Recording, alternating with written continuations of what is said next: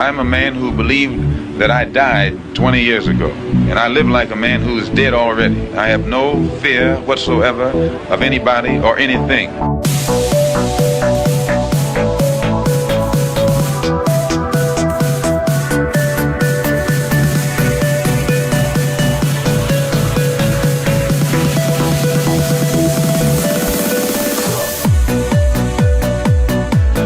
Gary Webb. I am an investigative journalist, and in 1996 I wrote a series of stories entitled Dark Alliance, which was about CIA involvement in drug trafficking.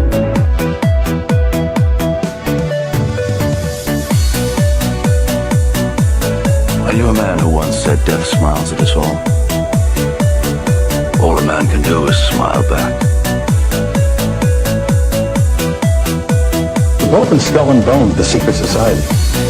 It's so secret we can't talk about it. What does that mean for America? The conspiracy theorists are going to go on. I'm sure they are. I don't know. I haven't seen the rest. Number 322. I sad duty to report this afternoon that my friend and colleague, Tim Russert, collapsed and died early this afternoon. I may die in this cell tonight or in the arena tomorrow. I am a slave. What possible difference can I make? And no official of my administration, whether his rank is high or low, civilian or military, should interpret my words here tonight as an excuse to censor the news, to stifle dissent, to cover up our mistakes, or to withhold from the press and the public the facts they deserve to know.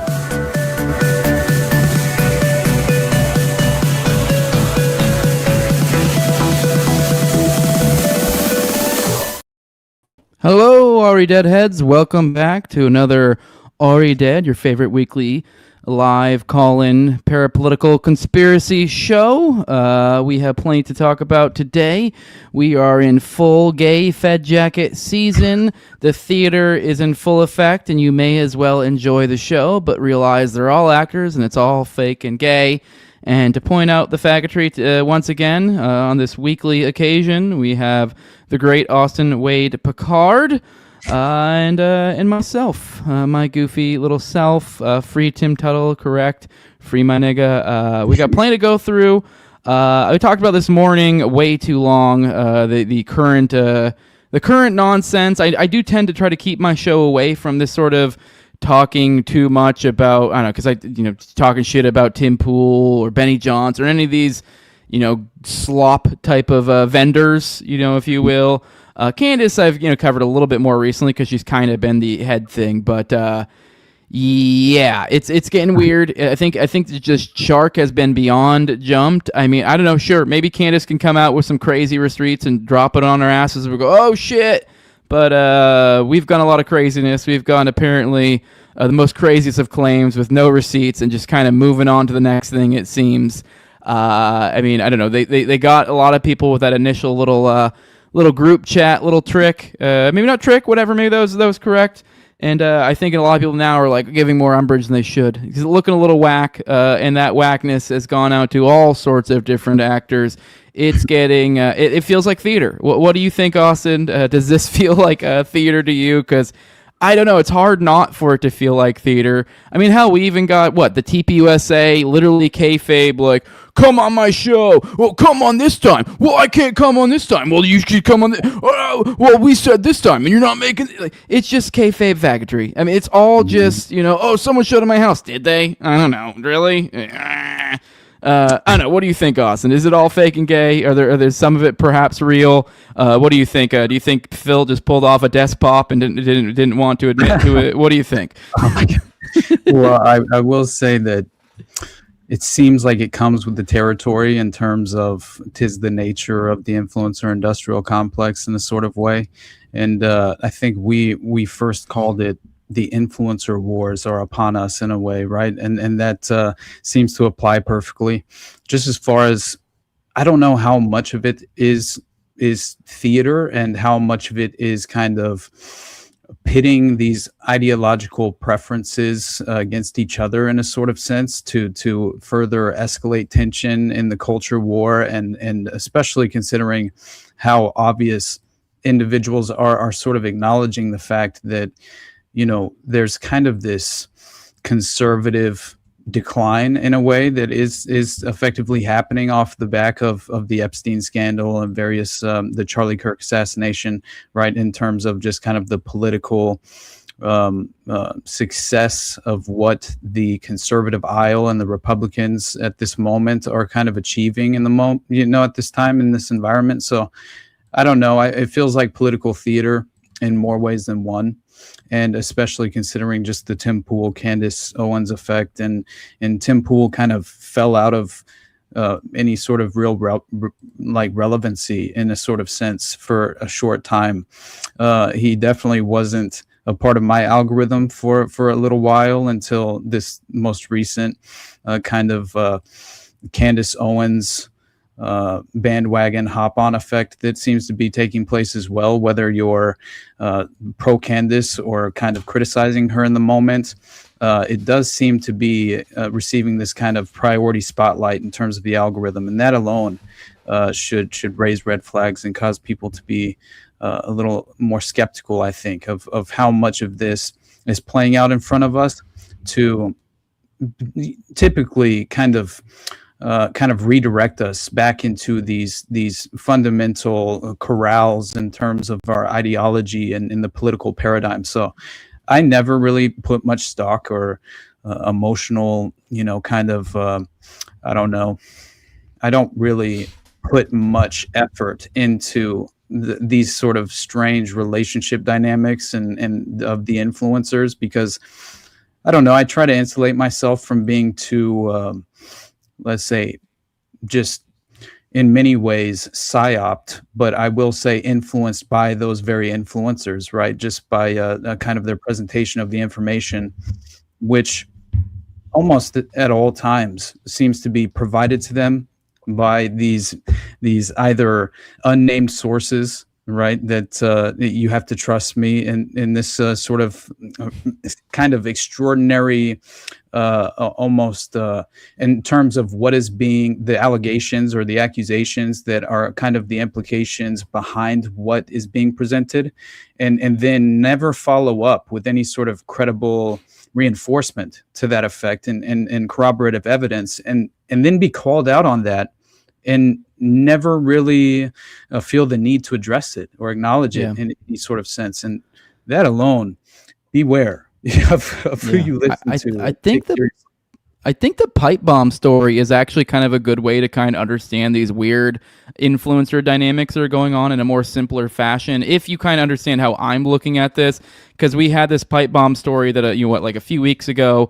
Was it Steve Baker over the Blaze, and then kind of with kind of building off of some Trust Me Bros from Kyle Seraphin and some information that came from a government contractor, they built up this story about the one chick Capitol Police, which who knows, could be her. I don't fucking know, but I just know that it was built on shoddy ground, and then that inevitably fall apart. I was pointing out all the different errors, throughout, and lo and behold, they ended up retracting. And then now the FBI has this other guy, supposedly this Norbit-looking motherfucker, and then now they're going, oh, well, it's become this silly tool where now it's become this schism where it becomes the people who were convinced of the early one and are skeptical of the FBI, which I am, don't get me wrong, then just immediately go, well, it's got the FBI's got to be full of shit. I think maybe Steve Baker, jumped the gun on that retraction, whatever. I think that's the case. And you're like, maybe that is the case. But it's also like the way you got there is unfounded, and I need something more. And it's this illusion that gets played, and then they do this whiplash where it kind of makes you feel like you need to pick one or the other when it's not a binary. Like it literally could be either of them or neither of them or both of them. It could even literally be both of them. Right. Honestly, and after seeing kind of the really. It seems like there are two narratives that formed surrounding the J6 pipe bomber, and at least this new. I don't know how to really interpret it. It feels more like a patsy sort of narrative that is forming in a major sense, and especially considering the level of what was kind of presented to have been a legitimate confession that he allegedly, during interrogation, he allegedly confessed to placing the pipe bombs and also being a pro-Trump supporter and essentially kind of falling into the category of believing the 2020 election hoax and which is the way the mainstream media is framing this narrative, obviously. But they're making it seem as if he is without a doubt a pro-Trump supporter, and this is the motive behind it, is the obvious implication. And the confession was ran as front page news. But in reality, we have this this kind of new forming and emerging narrative that it seems to run counter and reject that very sort of a sense that he was an actual ideological conservative and Trump supporting individual who was motivated by that ideology. You know what I mean? And that in itself is very interesting, especially just understanding that no new evidence has been presented, and the timing of all of this in itself is cause for concern.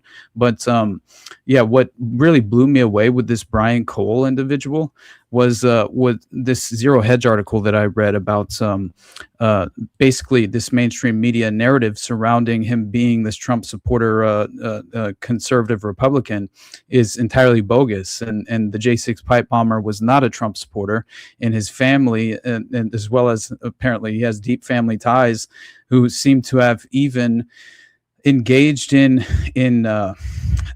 attempting to file legitimate legal action against the Trump administration for some sort of immigration policy, which I found to be interesting, especially considering that the investigators were originally stating internally that they believed others were involved with providing him with the kind of means necessary to procure the pipe bombs and the blasting caps and all these sort of things.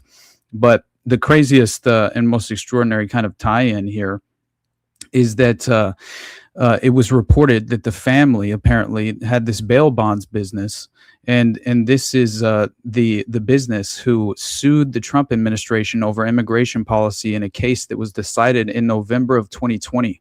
So it looks as if leading up to the very year that, right, or at least following the very kind of a criminal action that he allegedly engaged in, the family, and that he was employed at this bail bondsman business, right? Which that alone is interesting. You would think if he was fundamentally opposed to the rest of the family's political stance or beliefs, then he probably wouldn't be employed. I don't know, maybe not. Maybe they're perfectly okay with coexisting, despite having entirely opposite kind of ideologies that they're practicing. But the family operation of this bail bonds business included helping illegal immigrants get out of ICE facilities. So that alone, it perfectly shows how obviously this is a counter, just as far as a narrative running entirely opposite to that of the mainstream version of the motivations behind this individual perpetrator. And anyway, the final point being that the public records show the business entangled itself in left-leaning causes, with Cole's father even teaming up with attorney Benjamin Crump, who previously represented the family of Trayvon Martin, to demand the Biden Justice Department investigate a Tennessee prosecutor who raised questions about the bail bond company. So it seems like the family profile is entirely inconsistent with that of what we're intended to believe and embrace as the mainstream official narrative of things. And really, it all falls apart in a sort of sense as far as the defense attorneys. I understand their job is to clearly cast doubt on the confession after he was brought into custody and being interrogated. But hey, how many times have we actually witnessed false confessions under these forced interrogations in a certain sense, and who else is unwilling to kind of just, I don't know, consider the possibility of pharmaceutical influence in terms of a kind of a chemical recipe in regard to interrogations of law enforcement. But that was really what I thought was kind of a damning criticism of what we're being led to believe in this case, right? Well, a lot of people are pointing to this and using it as like as you kind of allude to, him being a patsy, and I will agree that gives more credence to it, but it also could be he's the one who did it, but it was that he was influenceable because of his. So it also, he could have been, contrived to be the patsy. He could actually be the one who literally did it, but he, because of his neurodivergence or whatever, he was more able to be manipulated into doing so. And we're kind of seeing this pattern over and over again. I mean, you've seen some of those videos of Crooks. He kind of seemed like a little bit of an autistic dork.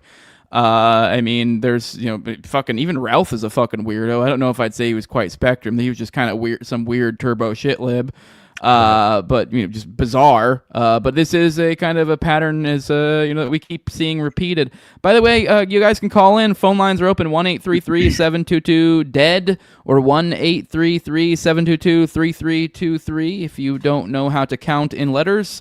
Call in. I see Ted in the chat Fedjacketing Wendy for some reason. I don't know why. I think we addressed recently, like you said something about his thinking that she went easy on Jolly West, when I'm like, I don't at all think she went easy on Jolly West. I don't understand how you would get that takeaway, but I'm all for hearing why Wendy's a fed or something. I don't think that, but I mean, if you read Aberration, the Heart Ran the Real, it's a holy fuck. It's kind of a goddamn, I don't know what's a word for a really, really, a tome on the evils of the state. So I really don't know how you get that from that. I don't think I've seen a more complete, description of some of the crazy MK Ultra techniques and technologies and stuff like that from a factual type perspective. It will kind of fucking blow your mind. But I don't know. I'm open to hearing something that says otherwise. I did see, he also had mentioned earlier, just as the show was beginning in the chat, I think it was Uncle Ted that had mentioned the files being moved from a federal building in Arkansas to that of the Murrah building. Yeah, and that is interesting, and it was something I desperately wanted to include in my episode of OKC. But you couldn't find anything on it, could you? That was it. Or scant. That's the thing. People always bring up this, like, these papers, or I don't know about the specific Mina angle he's going, but it's like, well, yeah, but I can never find anything to support it. Sorry, go ahead. Right. All that I did find were allegations that were unsubstantiated, unfortunately, and that's what we're relying on. The way it falls perfectly in place with the potential formula, absolutely, it's worth considering. Especially the notion is that the Whitewater investigation was happening at the time, because the Whitewater scandal was there was an Senate investigative committee, I think it might have been House, I don't know, select investigative committee from Congress was essentially formed to investigate the Whitewater scandal and the Clinton connection in Mena, Arkansas, and Iran-Contra and all of this.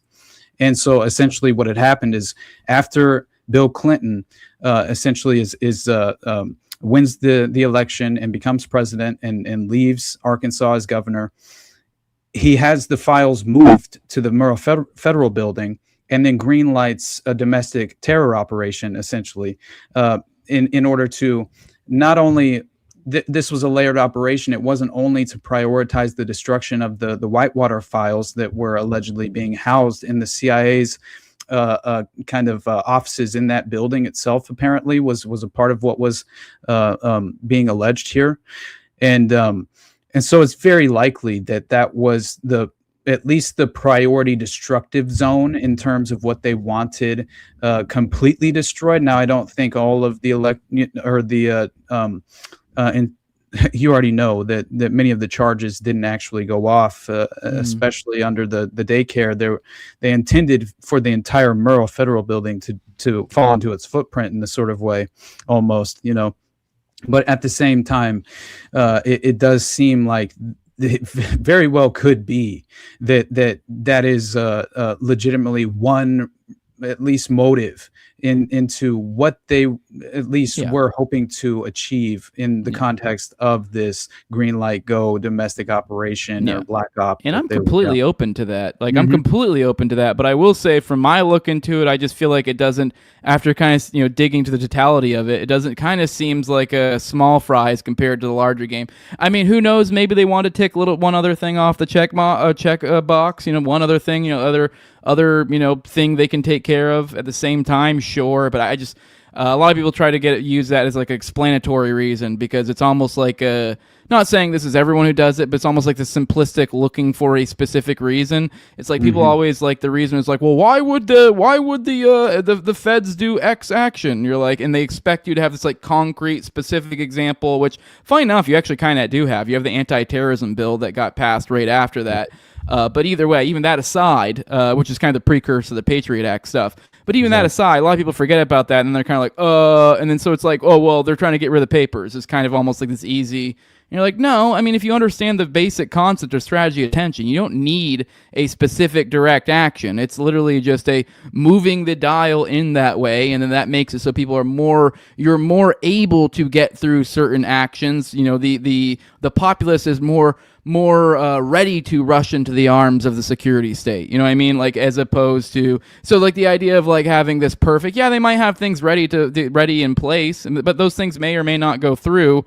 It may have to go around the next round or whatever. Right. Well, and also consider the notion that, and I could definitely believe where this, and I looked at what Uncle Ted had said earlier, and basically it was something to the effect of this was a kind of modern Gladio a greenlit operation for the necessary cover up in terms of just the overall scope of what Iran-Contra truly was, because clearly it was far more than just Iran-Contra. It's just kind of the nameplate it's received. But I just was considering the notion that if you already have a domestic Gladio operation that you're ready to and kind of lying in wait to greenlight, then why wouldn't you just move those files to the very building where the operation would go off? I mean, that just kind of makes sense. So it feels like the nature of a domestic Gladio operation, 100%. In every way. So I wouldn't at all be surprised. And one last thing to address Uncle Ted in the chat, which I'd say you should call in. But he says like this, every OKC researcher gives all these details that when you ask why, they all throw their hands up and say, I don't know, and gloss over all the CIA involved in OKC, which wasn't in Waco or Ruby Ridge, which, I don't know, we've kind of talked about a little bit. I don't even think that's entirely true. I think CIA may have been a little bit involved in there. We've talked about that. But I definitely don't breeze over that. And I don't know I think I saw you said something in there earlier that Wendy only covered it like 3 times her book. I find that a little bit unbelievable that she only mentioned the CIA 3 times, but perhaps that's the case. But I would say, especially when it comes to OKC, if you're talking about the CIA, and especially if you're a researcher, if you're someone who's like, I'm putting things on paper that, for one, I could get sued for, and 2, I actually want to make sure that this is accurate so that I do a good job in representing the community and give a good building base for people to build off of, then I totally get why you wouldn't get in over your skis and start just making pure speculation. Because, don't get me wrong, I think the CIA stuff is almost entirely backed up by pattern recognition. So, like, you can mention it, but, developing some sort of, even speculating too much in a research book may come off as wild. And let's be real, Operation the Heart Real was already going pretty wild. It was already pretty wild to be like, implying all the PAC-on stuff. So there is stuff you can get them dead to rights on with PAC-on. So I can totally get why a researcher that's already writing a goddamn tome on the matter would maybe be a little bit less apt to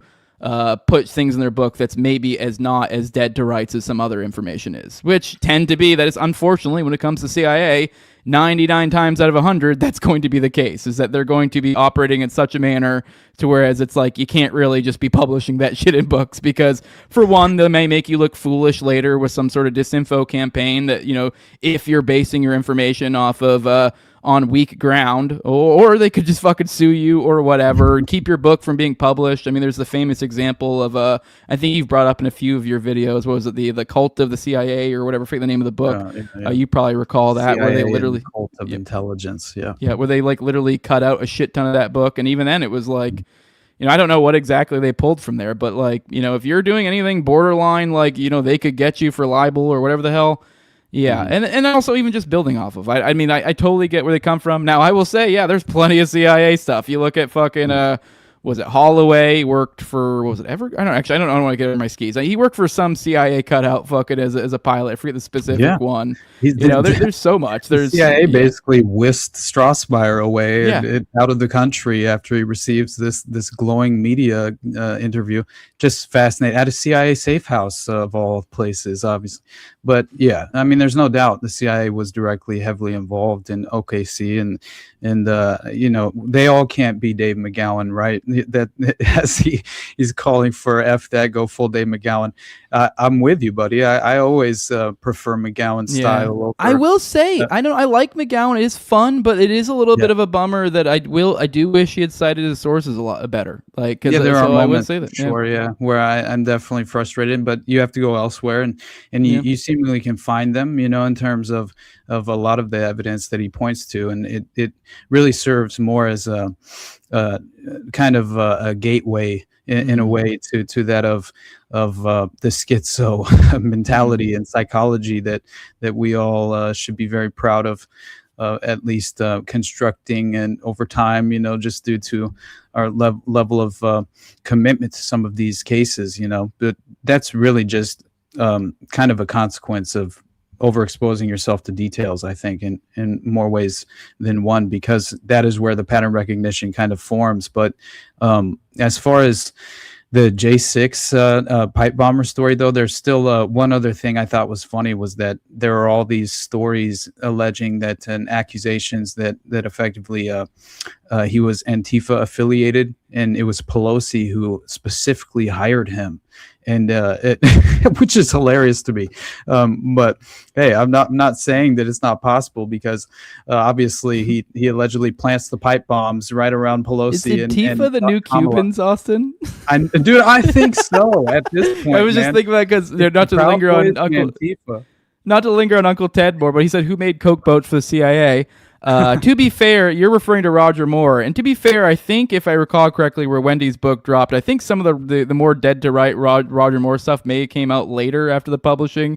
But so I don't recall what all was included in there. But yes, Roger Moore was making coke boats for the CIA, working for civilian material assistance, supplying weapons to the fucking Cubans, exiles, and all sorts of shit like that. Purportedly, if I recall correctly, from McVeigh himself had some sort of claim of meeting with Cuban exiles in like the swamplands or some shit like that. Oh man, that's just right up the alley of that of the Hand of Death cult and Henry Lee Lucas, you know, who's like, yeah, no, we all were instructed strategically on how to evade you know, these overhead flights from you know, these various authorities, and that would basically fly over the area of where some of these domestic black sites were located. And so they were all very well aware of how to kind of disguise the location from the air. But it's interesting, though, that the individual, obviously the J6 bomber, was also from Virginia, right? Because again, this is allegedly where the CIA black site was, where Omar Mateen and James Wesley Howell and Micah Xavier Johnson and Michael Sanford were all strategically trained up by these, you know, modern Gladio operatives of the CIA, and even implicated, it was James Wesley Howell who claimed under interrogation before the feds intervened and threw all the local investigators off the case, he had claimed that he had witnessed Hillary Clinton and Uma Abedin at this very domestic black site while they were receiving their training in terms of weapons training and various other explosives training, things of that nature.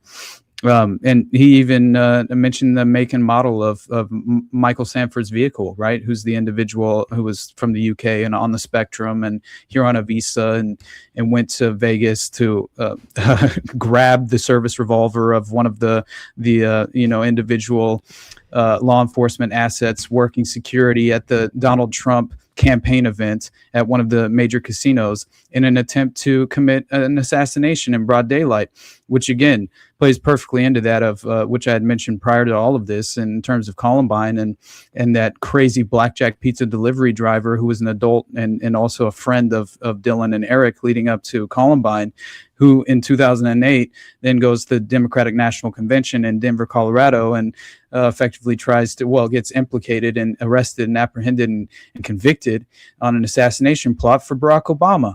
And so, again, it's like it does seem that they have layered operations and they have these strategic assets kind of hanging in the wind to essentially utilize at any moment. But 5 years after, as far as this pipe bomb story, and no new evidence presented. Dan Bongino, what are you doing, my friend? Maybe the rumors are true. Maybe he is going to be removed here in the near future, and we could see a sort of restructuring of the current kind of patsies and political actors in place in charge of these federal organizations, which obviously have nothing to do with our best interest. But yeah, I'm very skeptical of all this. I think they're going to play the dialectical game further, because I don't know if we mentioned it, but the claim was that this was information that they had sitting there since the Biden administration. Yeah. So that once again, this dialectical whiplash. So we have this, now this other dynamic of, now we're going to swap over to blame it on the Biden thing, and so then you can create whatever, squeeze out whatever little bit of division and dialectical, kind of paradigm we can out of that, and also kind of get this ineffectual, we've been getting, I haven't even been covering these on the morning show really. I have a bunch of these bookmarked, but never even do it. Obama did treason and Clapper did treason, and we totally proved it. Comey's going to prison. I don't even cover this shit anymore because it's no, they're not. No, they're not. Do it, and then I'll be like, oh shit, okay. But until then, shut the fuck up. And I think we're just gonna get another one of those of ooh, Biden administration been sued on this. Were they gonna get some of the Biden administration? And maybe if you get enough uproar from the people, maybe you'll get some staffer or somebody that gets thrown under the bus. But no one of import is going to get in any sort of trouble whatsoever, and probably absolutely nothing will happen of any of this, exactly. At least in that regard. And by the way, you saw the Gateway pundit, who was one of the usual suspects running with that original J6 perpetrator story regarding that individual Capitol Police officer and actually naming her and things of that nature. They were kind of reinforcing that of Seraphin and Mike Baker and people to that effect, obviously. And Massey's running with his shit again too. Yeah. Hey. Yeah. It's whatever. Again, I mean, yeah, he's further. He is. He couldn't be doing any better in terms of kind of further reinforcing those very skeptical notions I had in my mind's eye in terms of his You're making me level schizophrenic, Tommy. He feels like he's compromised. But I will say that it was the Gateway pundit of all publications who ran with this narrative. Biden's FBI knew Brian Cole was the January 6th pipe bomber in April of 2021.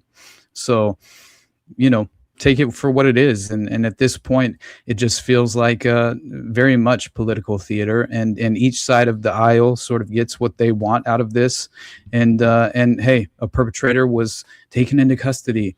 So the Trump administration can deflect and claim that they weren't necessarily helping and aiding a cover-up in terms of J6, which clearly doesn't apply as if you have any kind of context as far as Trump and his dealing with the J6 protesters. It feels like obviously we had that brief moment that we kind of took a small victory lap because many were released and things of that nature, but just after his election.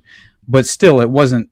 It very much was not anything that he had promised as far as his campaign promises, and even then, the language and kind of his lack of defending any of those very same individuals who were kind of in solitary, isolation and solitary confinement and being essentially tortured to a certain extent. You want to hear some shit on that? I don't know if this is where you're leading with it, but kind of you're alluding to the J6 prisoners that Trump left just sitting, hanging in the wind, and then he did then, early in this administration, blanket pardoned basically. I forget it was anyone vaguely to do with J6. I don't know if this is where you're going with it, but that's apparently with this Cole thing. I guess there's legal murmurings that perhaps this could actually be used as a legal defense. So here we are again, like he literally leaves them out, hung them out to dry, and after basically probably damn near most of them were probably, let's be real, getting ready to be let out anyways or whatever, then ta-da, you're out, and then really it literally flies in the and then the person who probably maybe have contributed to this very well could get off scot-free, and it may not even be the guy. Even on top of all of that, it may not even be the guy, and he could still get the pardon, and then it just is this oh, just kidding, we're never gonna do it. I don't know, maybe they could. I don't know if they're gonna go that route. That would seem to be an incredible level of spitting in our mouth and saying, call me daddy and you love me.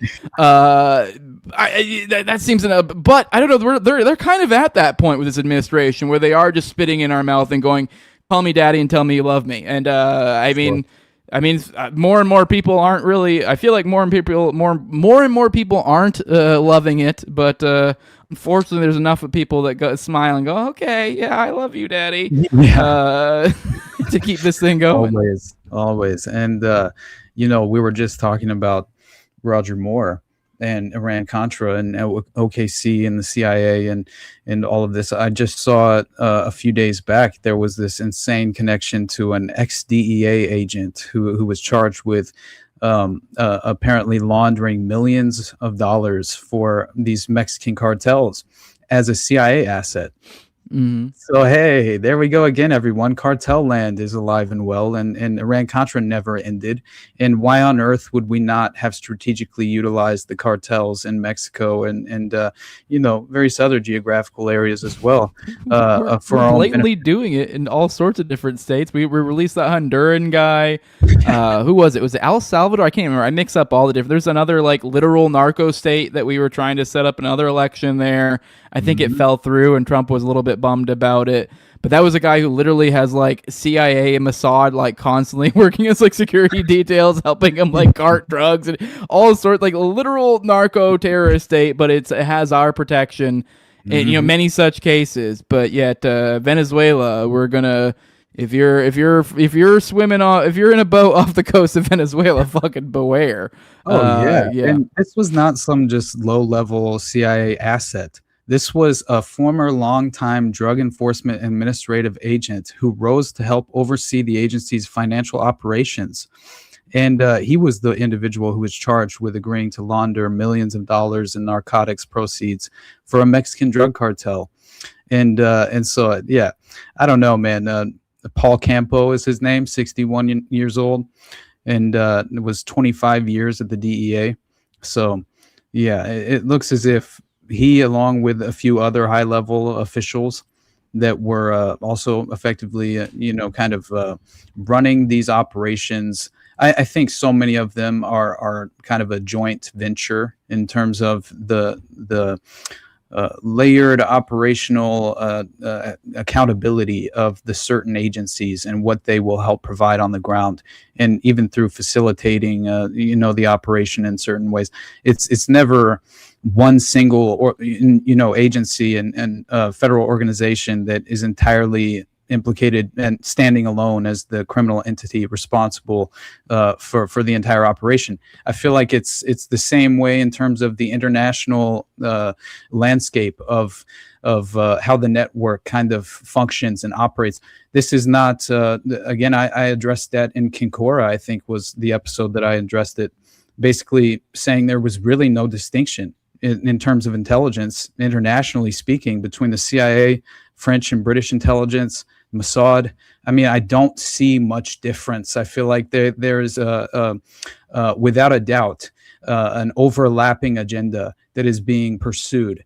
And they seem to very well, in terms of their coexisting nature, they seem to never really find themselves except for the low-hanging fruit as far as the media presentation of so much of the scandals. They would like us to believe, right, that reality is far more black and white, and the black hats and the white hats are kind of this cartoonish, naive version of the power paradigm.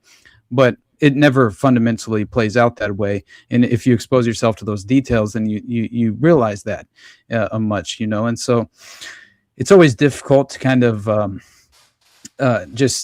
let's just say, I don't know, effectively isolate the one single entity that is right, the cause for the current state of reality in our dystopian kind of totalitarian tiptoes, I've said many times. But yeah, this is the way of the world. The cartels are the CIA's kind of brainchild, and I would think, and just like organized crime syndicates that are very let's say well established and kind of just in terms of their systematic entrenchment at this point, they're utilized for plausible deniability, which is always the case, and they seem to only really run misdirection in terms of the public perception of so many of these operations.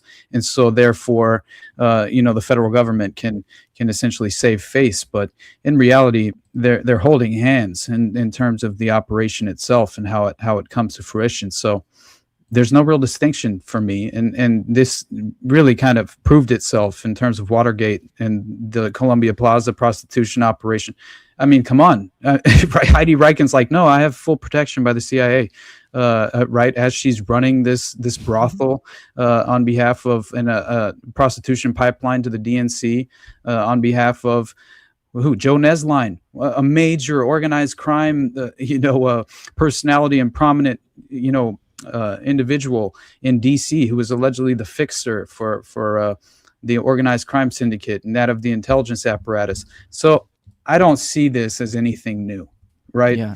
And but anyway, have you seen the Epstein images, the new ones that released recently? I don't know why. Something about that made me think of that. Like, do you see like the dental chair room they had and stuff like that? And even kind of the panoramic, like there was a video I saw of them kind of.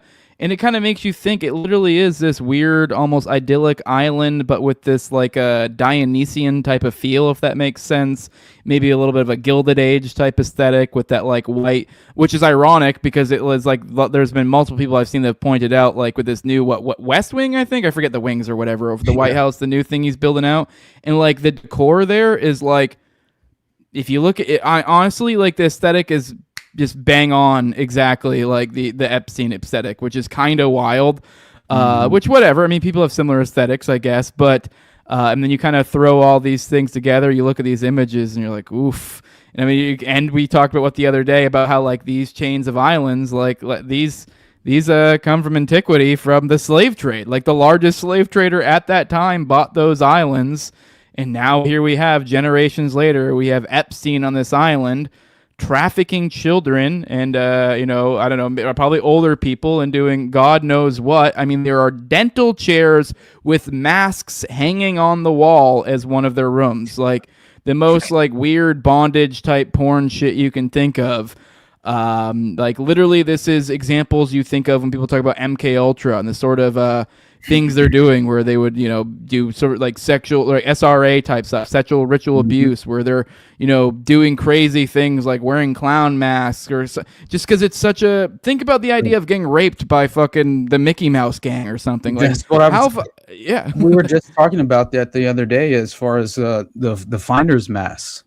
I can't remember. Maybe that was on whatever this is now, but I can't remember now. But at the same time, it still applies perfectly because it's essentially they were wearing masks of Disney characters. They were terrifying, to be honest. They weren't, entirely perfectly accurate to that of a direct, representation and reflection of the character. Especially not in its kind of most endearing form. But at the same time, they were wearing the mass of these Disney characters when they were effectively raping these young child victims. And so again, apparently this plays a part in terms of the dissociative identity disorder. And by the way, mentioning that of Project Monarch and Ron Patton, he basically said in that essay that there were gatekeepers that are implemented in terms of the alters, right? And so this is how these specific alters can be triggered in throughout, as far as just the by the mind control operatives, right, who have effectively implemented this version of unique brand or programming, and so essentially, what they would do is they would have gatekeepers installed in the subconscious mind at these various levels of the layered programming. And this is triggered specifically for various personalities they wanted on display by the child victims. And what Ron Patton claimed is that these gatekeepers were potentially could be interpreted and have been in the past by, different individuals who allegedly were credible. But still, the notion being that the gatekeepers truly could have actually represented some sort of demonic possession that was being, utilized in this context, which I found interesting, just as far as the level of mind control and just as far as the unique programming that they utilize in the layers of the dissociative identity disorder, the alters themselves having hundreds of personalities in your, subconscious mind you're unaware of in your general state of free will, allegedly. Until this certain triggered formula, which they rely upon. I think they've probably evolved and sophisticated this technique by now in more ways than we could imagine. But at least I always use the Sirhan example of, it's overwhelming your sensory input by applying a scent, so a specific scented perfume. Now that came up in Blink Twice, right? That Channing Tatum film, which man, I just realized one of the strongest memory recallers is smell. Yeah, which makes a lot of sense, honestly. So if you overwhelm that sensory input to that extent, and you basically have a specific scent attached to layers of the programming, and then you also have a trigger phrase that will help kind of instantly bring the individual into this dissociative state and begin the original trigger of the first layer of the programming. And then basically they touch them as well, which is what Elaine Neal allegedly did to Sirhan, which is woman in a polka dot dress. Okay, so you have the visual component. She's wearing this white dress with black polka dots. And then you also have the perfume, and then you have the touch, and she whispers something in his ear. And before that, all he could remember is coffee, right? And so my attention instantly went to just the notion, okay, well, that could have been the chemical recipe required to kind of at least scratch a little bit below that surface into that first layer of programming. Who knows? Yeah. I'm speculating at this point. I find it fascinating, but the only reason I'm sorry, when you brought up the mass, I thought of Podesta. The Podesta art collection really is what I thought of, because there's so much in the Podesta artwork. The Arch of Hysteria, that large structure at the top of his stairs, which is basically was the key display in his art collection. It's insane, but it truly does perfectly represent and reflect the arranged poses of Jeffrey Dahmer's victims, right, with the severed heads included, and right beyond the level of victim artwork that was collected, which they claimed that Biljana Đurđević or something to that effect was one of I think she's alleged to have been one of Podesta's victims, and basically she suffered. Tragically suffered from DID just based on her prior level of traumatic abuse and sexual abuse that she had endured. And he made a point to specifically collect all of her artwork. And it does feel like this could have been maybe trophies at a certain level, if you think of like maybe even a Dexter parallel there to keeping trophies of your victims, which we know happens. But anyway. Yeah, I did want to kind of, as we were talking about this a little bit of DID, not to make this too touchy-feely, but I actually, I'd be curious from people in the chat if you guys have similar experiences, but I feel like I've kind of it's sort of what we were clawing at a little bit. I've sort of experienced that, that like kind of we were getting at these scents, these feels, how they kind of bring on these.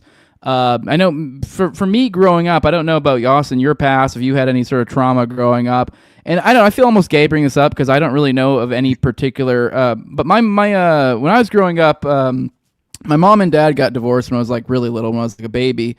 And so then my mom, not too much long after, we had my sister and was with this other guy who ended up being abusive, and he was kind of the jock, bully, retard type, kind of the wrestler, kind of really got off on being a tough guy type thing, and he beat my mom. I mean, so this was now my dad, I remember at the time swore. He's told me before, I'd sometimes come home with bruises. I was pretty young at this point in time. I don't know, maybe like somewhere in the 5 to 8 range. I forget exactly how old. But I don't really remember much of that time. I do remember vaguely my mother being in a net cast for a little while. So I don't really remember any of that stuff. My father swore I came home with bruises, and he was upset about it, came to his place. And my mom swears he never touches me. So I don't know, maybe there's some guilt there. Maybe he didn't.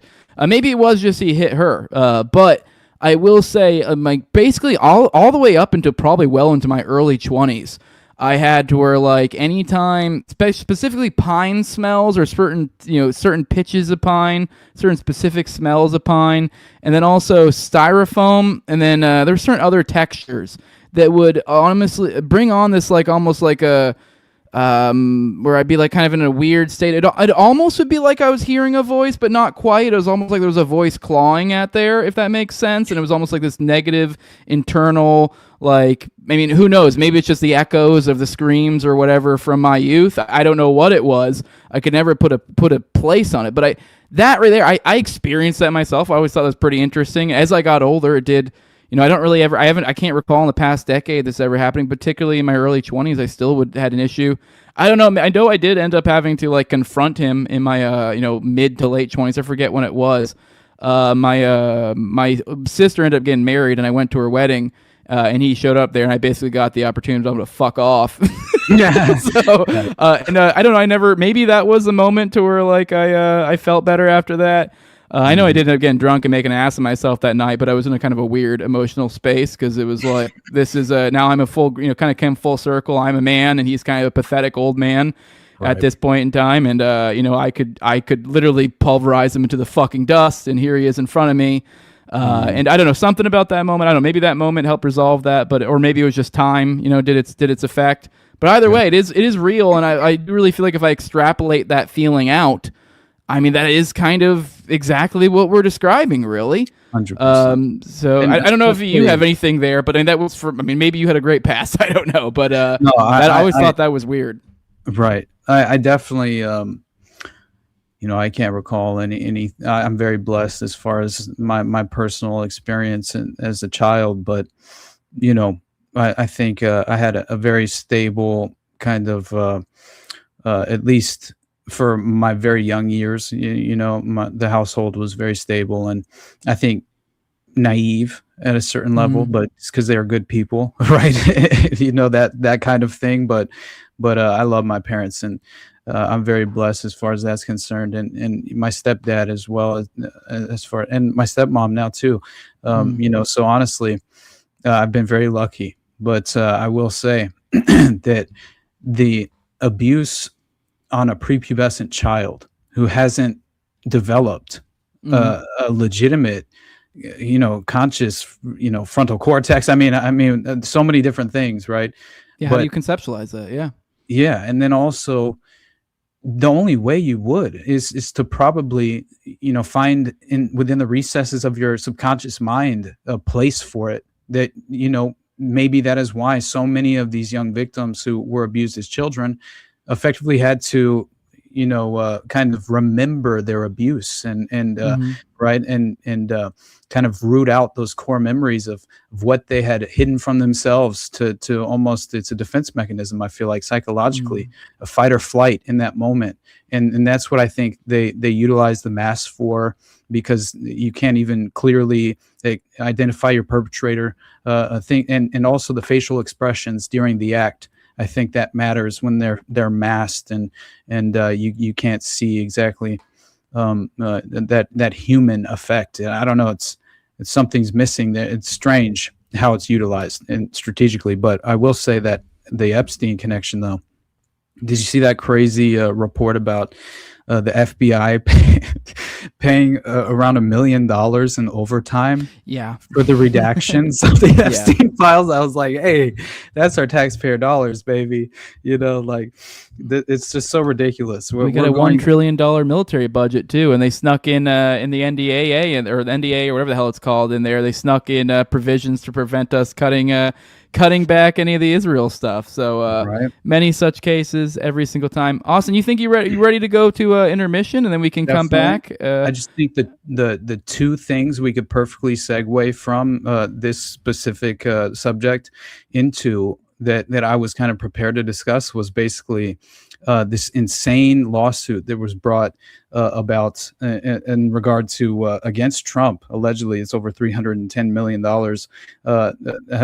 claiming that he was running a sex trafficking operation, specifically citing individual perpetrators and things of that nature. So we can discuss that, and that would bridge perfectly into one of the other stories I thought was extraordinary if we get to it. Which is that insane scandal in Australia of these four individuals who were basically at the end of a kind of federal law enforcement raid that basically identified that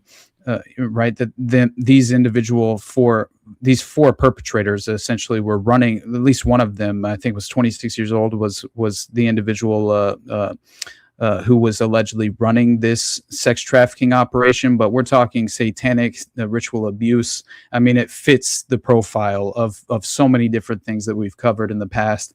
And what I really thought of was that of Marc Dutroux, as always, unfortunately. So anyway, if you're speaking interested, of, we're getting ready to do another part of that for those, part 6 or 7, I think. Yeah. And we still haven't gotten to the normal part that people cover. Which I'm happy about. That's not a complaint. I think, if anything, I keep mentioning that because I'm bragging. It looks like Esoteric Principles of Light said that NLP technique of abuse made its way into the PUA community through the book The Game. That's interesting. I mean, I definitely believe NLP, neuro-linguistic programming, is so much still actively in use and relied upon as far as post-hypnotic suggestion and various elements of this strategic, sophisticated method. I think NLP is exactly what James Holmes claimed to have been a victim of in regard to Stephen Unruh, right? That individual who he was allegedly in booking right in a holding cell, and was next to James Holmes' holding cell before he was moved. And he made these confessions to him after he was like screaming and in pain and trying to slam his head into the cell wall and things of that nature. But anyway, we'll get into it. Yeah. All right, guys, let's go to intermission. If you want to call in, dang it, you took down the banner. I was going to read it. All right, 1-833-722-3323. No, you're good. I was just messing with you, Jacob. You guys can call in after the intermission or call during the intermission. It'll just put you on hold. But the patrons get the exclusive ability to come in via video chat. I see a few of y'all back there. Please feel free to join in. I'd love to talk to you guys. But they can field calls with us, ask their own questions, whatever. We like to make this a little more audience interaction, but we have a parallel Epstein-esque story to dig into after the intermission, so hang with us. We'll be back in a bit. Love you all. Watch this beautiful bean footage. Those who wish to donate their body to science with medical research and education facilities. Turns out the donation was just the beginning. The owner accused of selling bodies and body parts. A trial set to begin in just months. And tonight, new grisly details of what the FBI says really happened. ABC 15's the kind of story that will bring holiday cheer. But tonight, hundreds of families probably had no idea their loved ones and their bodies were cut up, sold, and yes, even rented out of this shabby warehouse in Detroit. Only on 7 tonight, investigator Jim Kurtzner shows us how the case is building from Detroit. The owner Why were you stockpiling hundreds of human body parts here, sir? Art Rathburn is not in custody and not charged with a crime. We'll come back to him in a minute.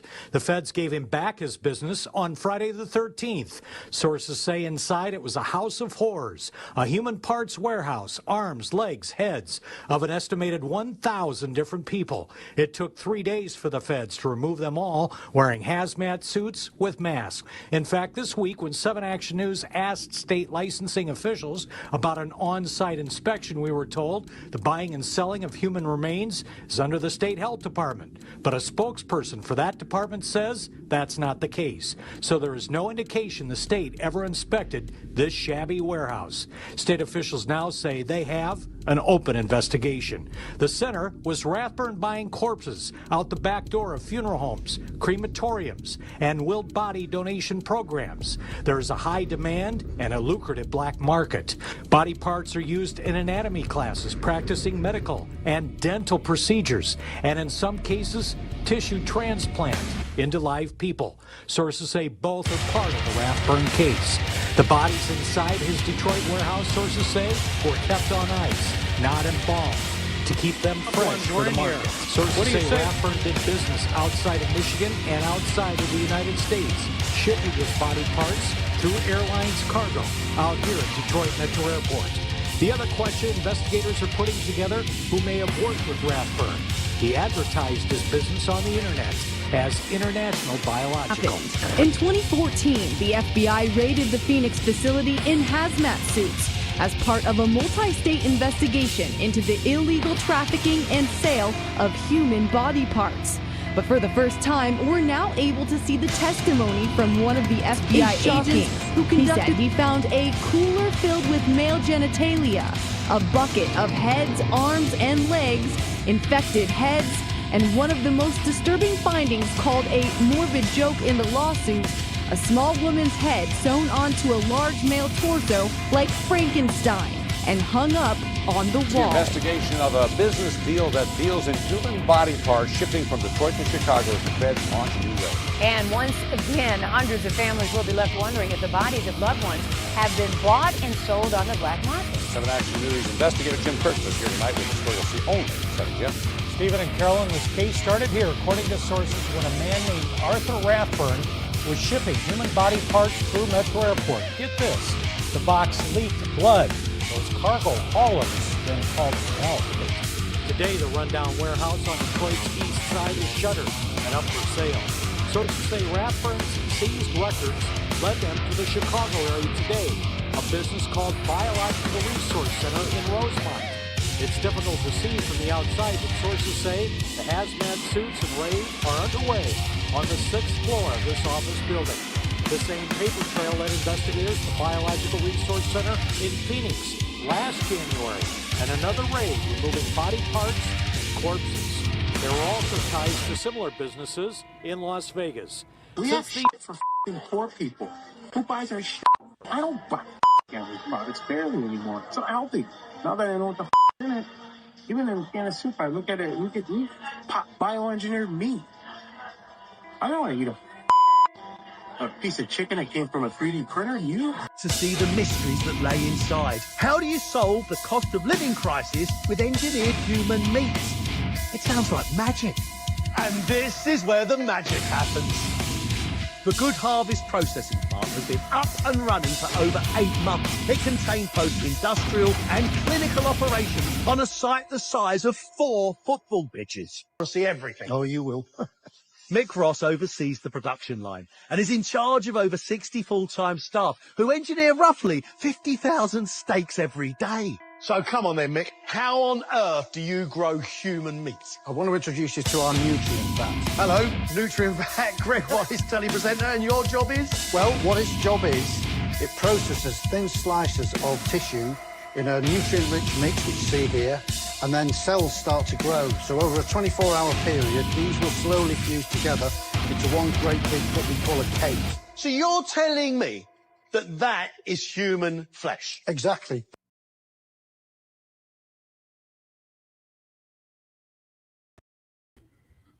Hell yeah, let's get some ethically sourced human meat. Let's fucking do it. Oh my God. That reminds me of the It's Always Sunny episode when Frank tries to convince Charlie and Dee that they ate human meat because they keep stealing all of his venison, basically. And then they start going around town trying to get samples of all these exotic meats. You guys got fucking monkey? Like, dude. But anyway, I think where we can really start though is basically that insane lawsuit that I was mentioning 100%. because it mentions basically an 8-year. Oh, real quick, Austin, before you jump into that, there's been an update in the Candace thing. She went live today. Apparently, she was really shook up. Apparently, the hitman has moved to her town. Are you serious? I don't know. I guess that is legit what she's claiming now. I obviously haven't looked into it at all, but what the fuck? All right. That's so great. Hey, well, who knows? Maybe this is what I've been saying, that her dropping receipts. Okay, drop some receipts. Maybe this is the beginning of it. I very much doubt it, and I'm starting to more and more doubt it every time this dumb shit happens. But who knows? Maybe this time. Right.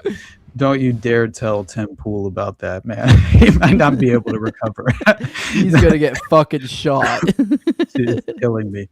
But yeah, what the allegations behind this lawsuit claim is that Trump, Elon Musk, and Bill Gates were effectively implicated in running an 8-year trafficking venture.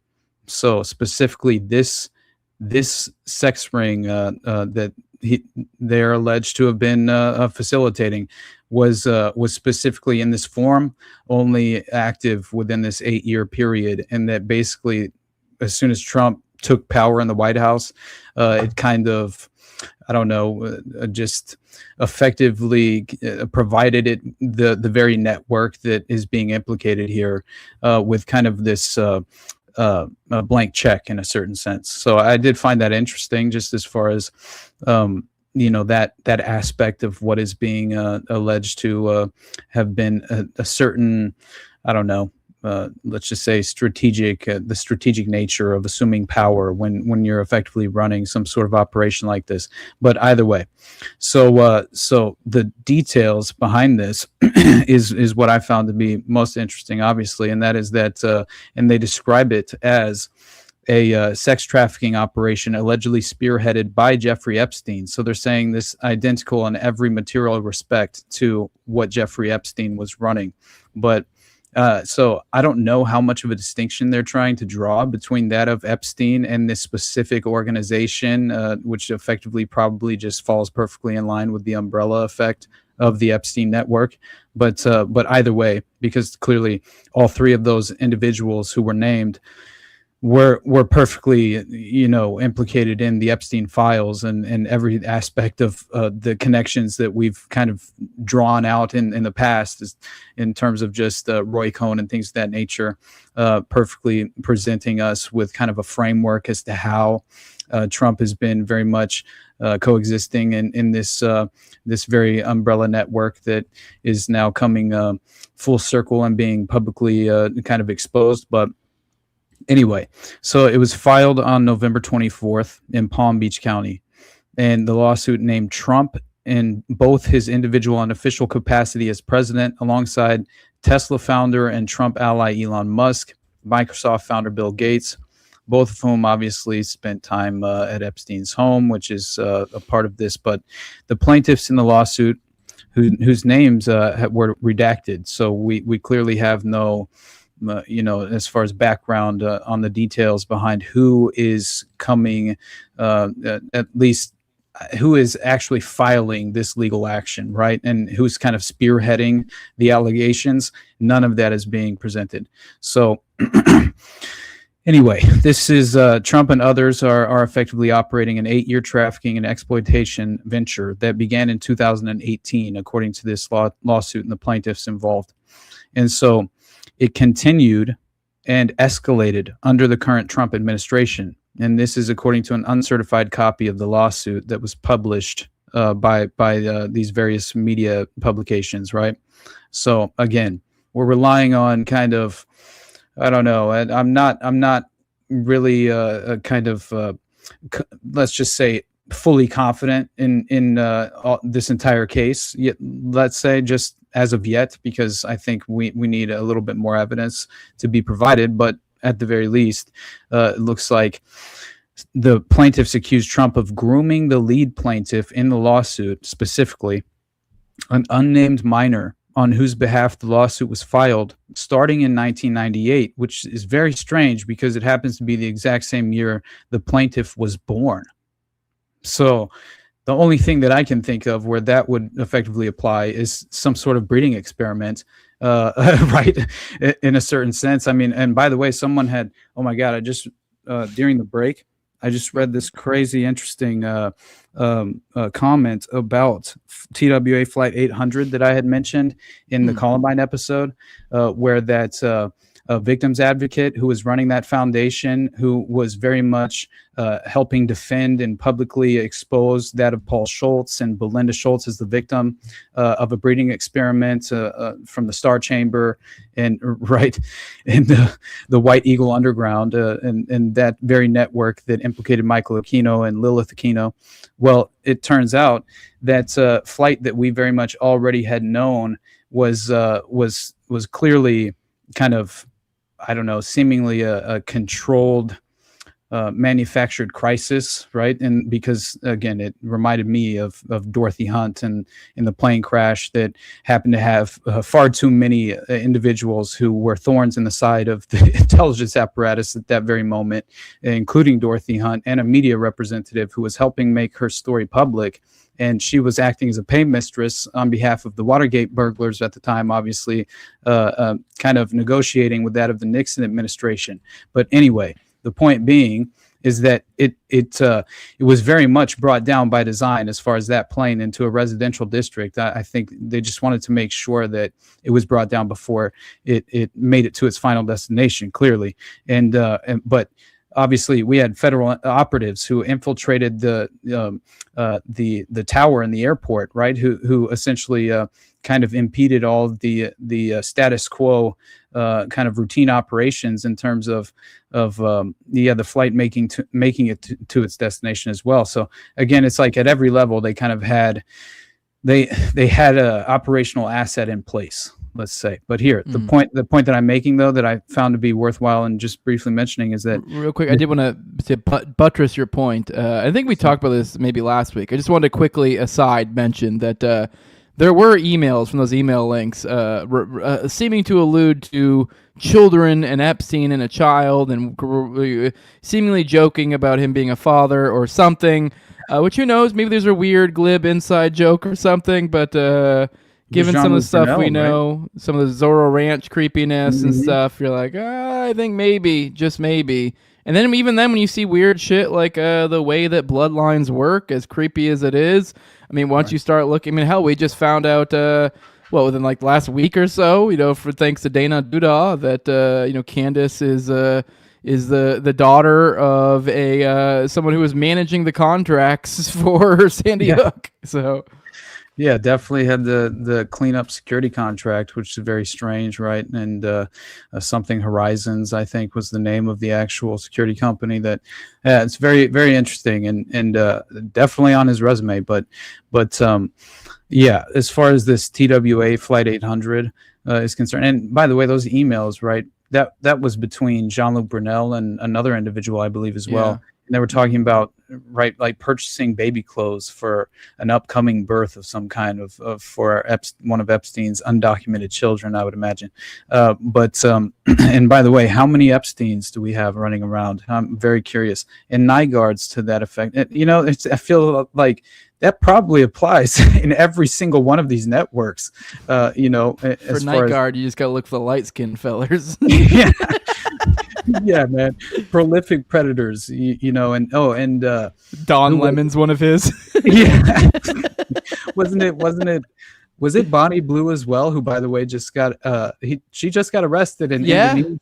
Yeah, she was it was just wild because it was like I saw it the other day. It was literally like it was Indonesia, I think, which has like anti-porn laws, and she was doing the whole like bang bus like kind of public porn type thing. Which soccer team from Indonesia, or yeah, which I've always been blown away. How I mean, I don't know. I get it. Like I don't know. I mean, I've done some public stuff, even with the old lady back in the day and stuff, but it's like we didn't record it and be like, here you go, world, here's us breaking a law. Like, really? Right. So I've always wondered how that works. But pro tip, don't do that in Indonesia with a sign on top of your vehicle that says Indonesian bang bus or whatever the fuck it said. He clearly has no legal advisors of any kind that at least were fulfilling their role. You got to know where you're at. Indonesia, like you can't. I think if you have you're caught with like weed, I think even they have like insane kind of consequences legally, criminally in terms of what they actively pursue and right and. You're about to mention how she claimed she was Jimmy Savile's kid, right? Yeah, that's basically what I was going to mention. Because again, it's like, hey, you never know, right? Yeah. She claimed it, from my understanding. I mean, I haven't looked into it, so who knows how much it was trying to, generate views or something. Yeah, you never know. But very strange thing to claim publicly. But yeah, before I forget. And then I'll finish the last remaining details on that new lawsuit regarding Trump. But this TWA Flight 800, I had someone hit me up who just listened to the Columbine episode and had heard that portion where I discuss this victim's advocate who effectively died on that plane crash, and she was helping again defend that of Belinda Schultz, who claims that she was chosen by the Star Chamber, right in the White Eagle Underground.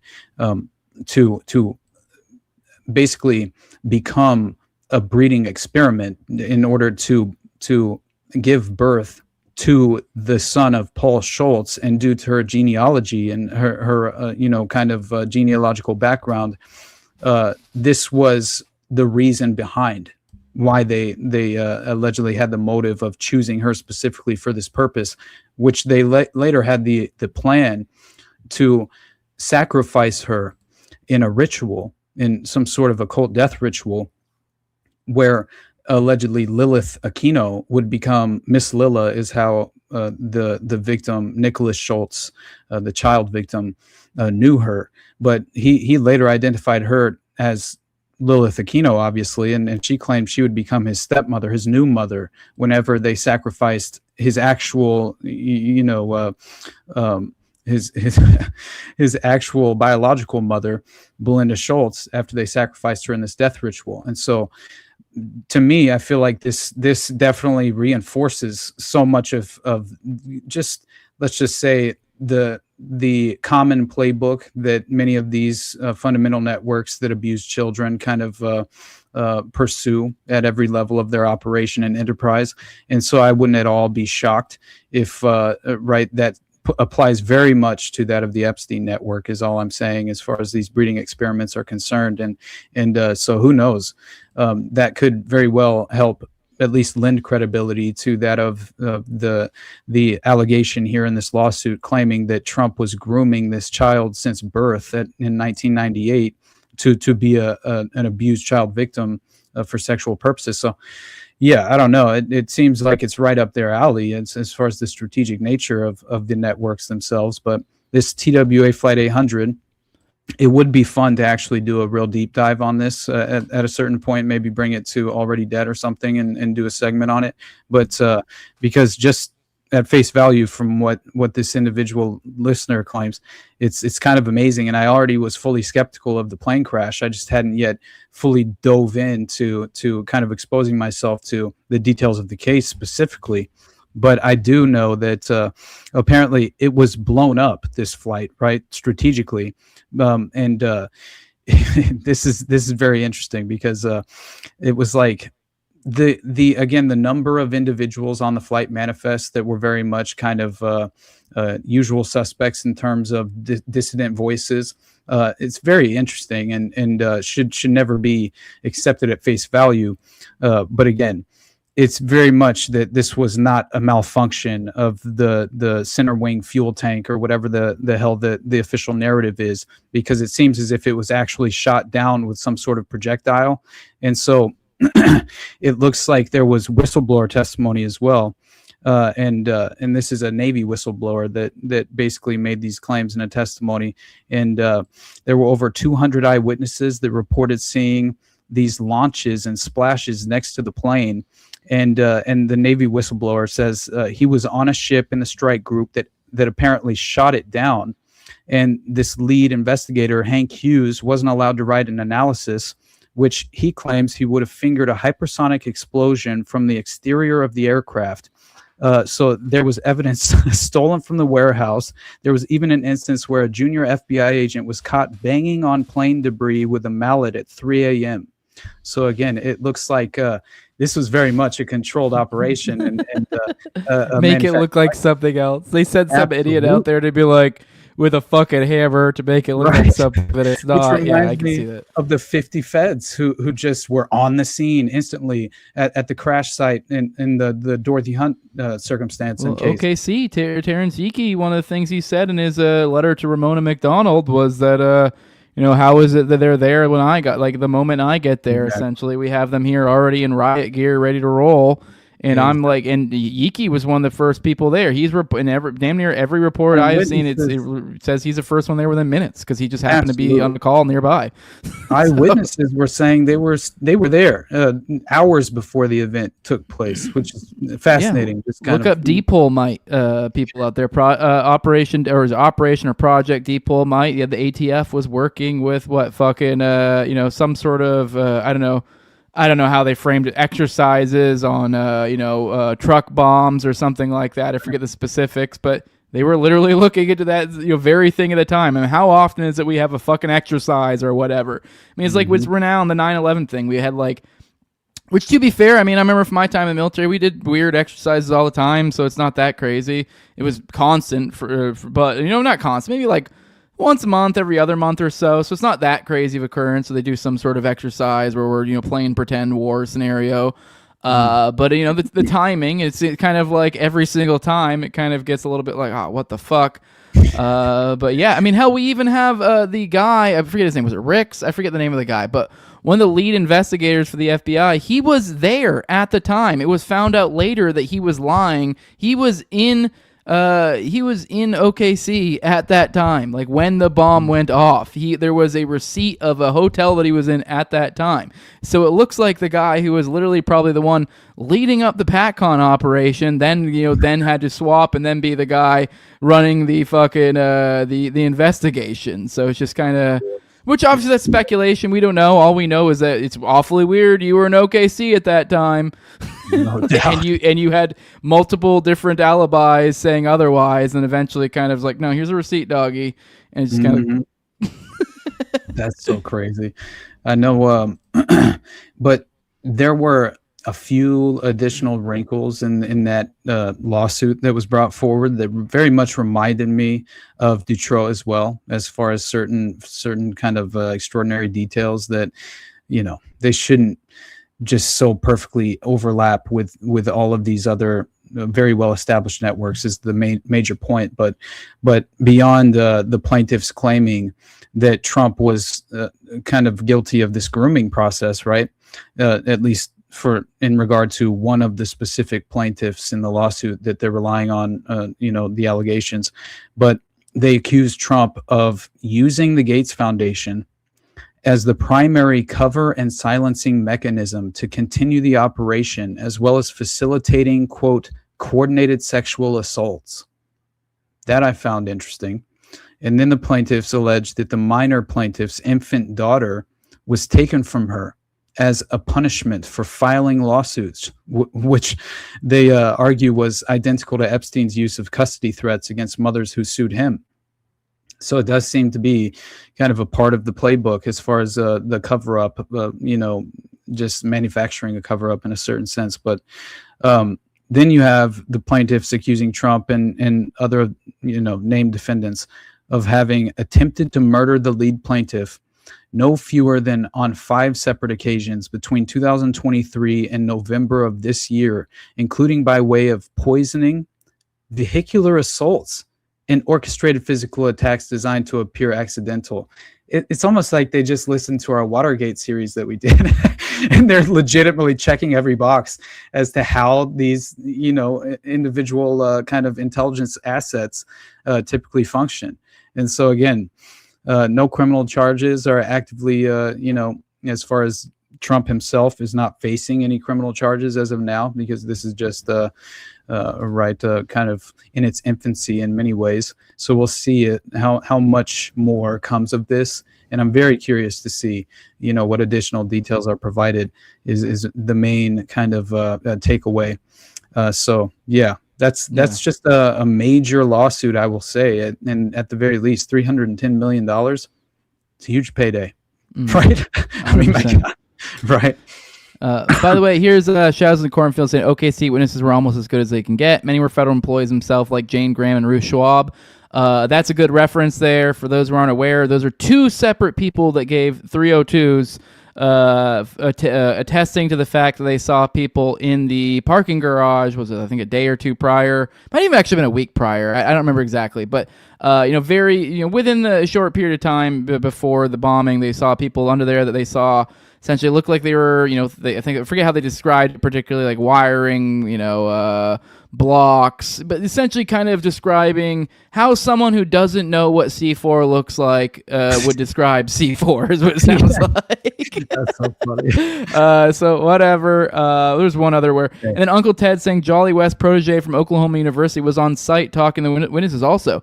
You might have that actually incorrect, or it might be a both, because Jolly West was actually, and I believe that was actually in Wendy's book itself, if I recall correctly. Maybe I read that elsewhere. Maybe it was one of the other books, and maybe that's why you think Wendy's running cover for it. But I could have swore it was an aberration as well.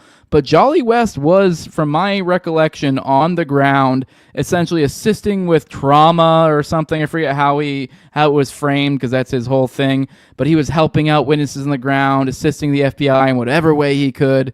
Which, let's be real, he was probably using his techniques to manipulate things the way he wants to go. But there was the Jolly West protege that was on Timothy McVeigh's defense team. It goes on. But I guess let's shift over to the last topic, I think, for today, Austin. Actually, I got a fun little thing for you that'll kind of tie into it. I guess we'll show a little visual thing. See if you can't pick up on what they're setting down here, Austin. Here we go. We have here's a little video. It shows a Greyhound bus ticket was recovered from Luigi's pocket. It's dated for December 4th, 2024, Philadelphia to Pittsburgh, 6:30 something. Which so here's the realization. Time to go. Me and the devil. So yeah, for those who don't get where we're putting down here, that is the time of the killing. So it's funny. I already saw replies, and there are people being like, "I'm gonna buy a Greyhound bus ticket so I can kill my buddy or kill my neighbor or whatever." So to be fair, I don't know. This isn't a smoking bullet. I guess that would be. If you were going to kill someone at a time, it would totally make sense to just buy a Greyhound bus ticket. Although I guess to be fair, you would be able to then, you would think that you wouldn't bother doing that, because then they would be able to verify via like cameras if that was the case. Like your alibi is not going to hold. I feel like Greyhound bus stations probably have cameras everywhere, so that wouldn't be a great alibi if you're trying to prepare yourself. And I would think Luigi would be smarter than that. So I don't know. Maybe we'll find video of this guy. I know you had something. You've dug into this a little bit. I have this bookmarked ready to go into the morning show. I hadn't really dug into it yet, but I've been hearing lots of murmurings that sounds like some legal fantasy work. That, oh no, they didn't read him his Miranda rights or some other, technicality that we hear about in movies and shows, and we go, oh, he's off now because you didn't do your due diligence or whatever, and, he got away with murder because you didn't say the magic words when you threw him in the cop car. What's going on with that? It's very interesting because it seems like the kind of the window we're supposed to view this through is basically within 20 minutes they didn't read him his Miranda rights, and that is sort of typical, I would think, in many different arrest cases, as far as just a normal average, arrest would typically take at least 15 minutes before you actually take an individual into custody, unless you have, legitimate evidence that they've actively committed this crime or they're in the act of committing the crime, and would obviously be apprehended and detained in that moment, for that very reason. But the fact of the matter is, within that window of time, they basically kind of searched his backpack, right?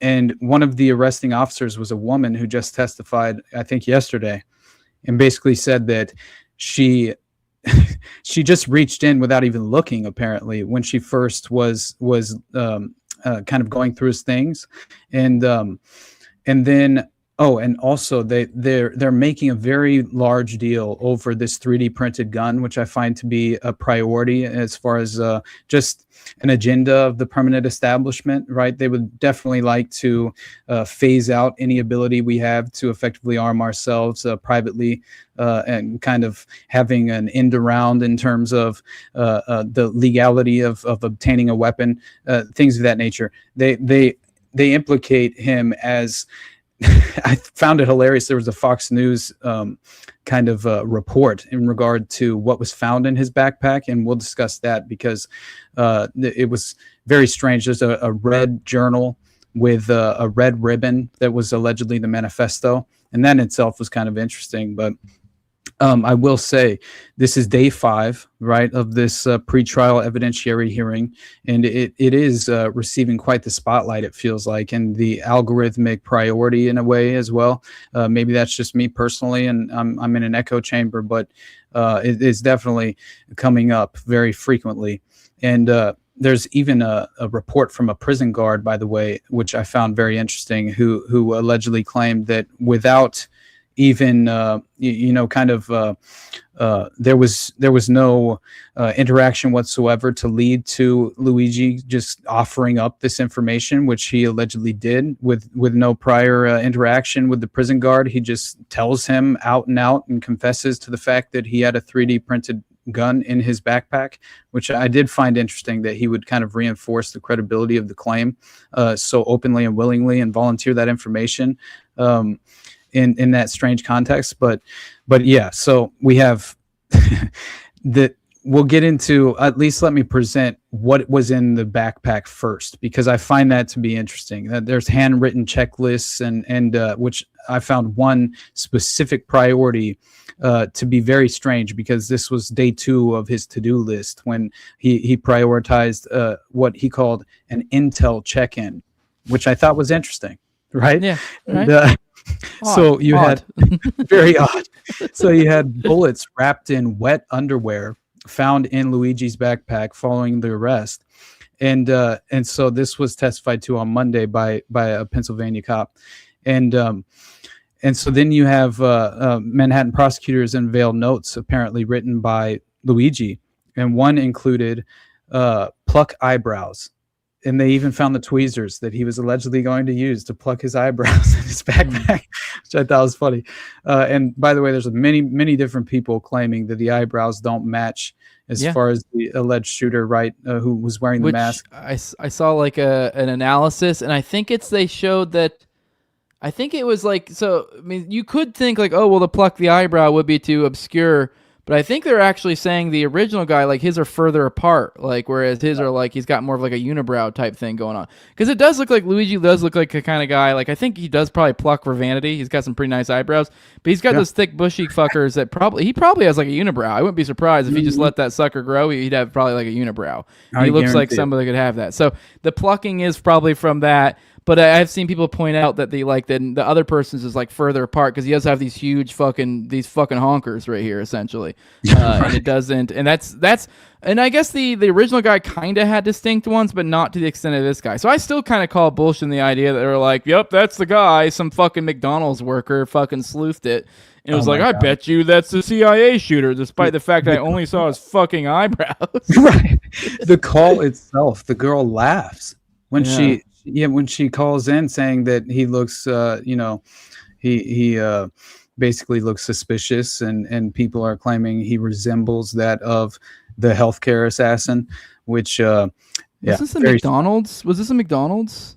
Yeah, we have actually pulled the small clip from the little snippet that we've been allowed to. Let's play that, but I do want to mention a little pattern recognition, which whatever. I guess these are very common fast food places, but obviously we have the Tyler Robinson Wendy thing, but less known thing or something.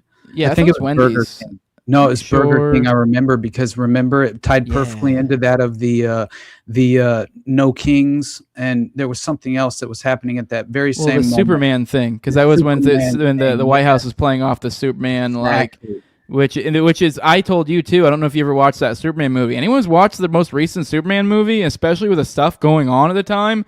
If you want to get schizoed out about that whole Tyler Robinson thing and like predictive programming, yada yada yada.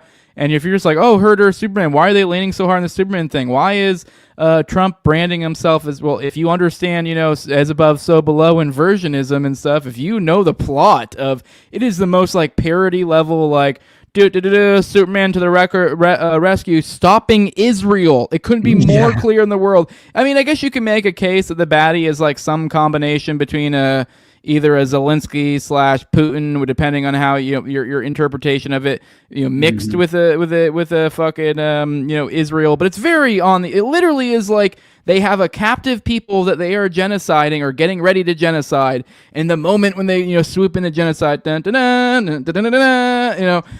literally what it is. And it's like, who's Trump other than the person enabling the genocide? But I did want to mention in passing one more thing. We talked about McVeigh a lot today.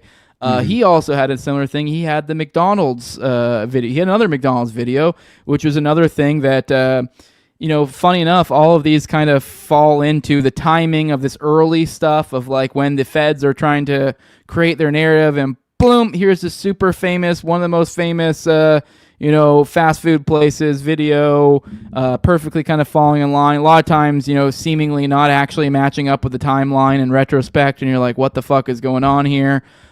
Same thing with McVeigh. There was that video of him, which come to find out, if I recall correctly, he's like perfectly dry in the video. Then you come to find out it was actually pouring rain actually at that time. So he should have been drenched. And so there's a whole lore, you get the minutia of how ridiculous it is.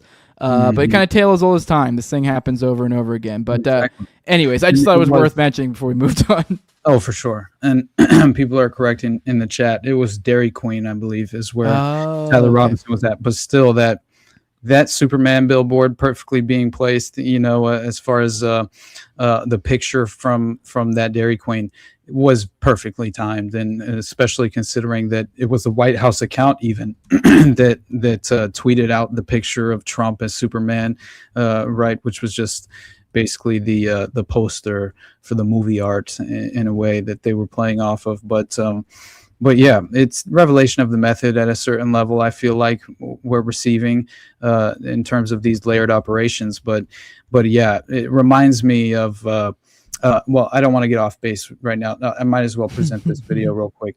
So, so I did find this hilarious because obviously we get to at least kind of hear the 911 call, and this will be just sort of an introductory video. It's like a minute long, and then we'll play the actual body cam footage of the arrest, right? Which is, it's kind of strange. It looks like they were very well aware of the situation they were involved in, like the arresting officers. It didn't seem like, I don't know, maybe I could be wrong. It just feels like they knew who they were going to apprehend at this McDonald's. That's what it felt like to me. And I will, at the very least, acknowledge the fact that the way in which this arresting officer, who was a woman who claimed that she didn't want to take the backpack back to police headquarters, as if and she mentioned a fellow officer who had apparently done this in the past, and he had brought back a backpack from an individual perpetrator who they had detained and apprehended and brought into custody, and he brought back to the police headquarters this backpack, which contained a bomb inside. And so basically they were under the impression that just as far as this specific, police department, they were very well aware of kind of, I don't know, this was the justification, let's just say, right? It was presented in court as far as the reason why she went through his backpack, but then to go through his backpack in such a kind of sloppy manner and stick her hand in blindly as in the way in which she did. That is very strange, especially considering that, she placed everything frantically back into the bag, right? And this is all within that time frame of him being read his Miranda rights. So this is where you're having the defense attorneys kind of latch on to the notion that everything in the backpack should be thrown out of court and not be allowed to be presented to the judge in terms of the actual official criminal trial. When it comes to the time, at least it could actually even lead to this entire case being thrown out, because obviously understanding that the authorities have identified this very 3D printed weapon as the actual weapon used in the killing. And so they're claiming, obviously, now in my mind, I think perfect opportunistic window to plant evidence as well. That's always in my mind's eye as far as a potential outcome and plausible, just as far as how you would provide a patsy. This could be, again, an opportunistic way to kind of hang an asset out to dry that you manufacture almost overnight, right? And who knows? But yeah, it does seem as if, at the very least, there's wiggle room in terms of the defense and what they have to present as far as what could and could not be thrown out. But yet, it does seem as if it's a little sloppy in terms of, I think the judge and the prosecution will be able to kind of figure out a way to present the case to where this obviously doesn't want to, just in terms of, I think it's very interesting as far as, the overall notion of what could potentially happen in terms of the outcome of this actual case going forward is mainly, I think, what they'll be able to achieve as far as the prosecution is prove that obviously this is a window of time where he's not effectively detained, but clearly they're having a conversation with him, and in their minds, they're claiming that after he passes off the fake ID, which he had 2 fake IDs, obviously, and that alone is very interesting. But let's just play this video first, and then I'll continue to present this strange, just as far as the newly surfacing details from the last couple of days.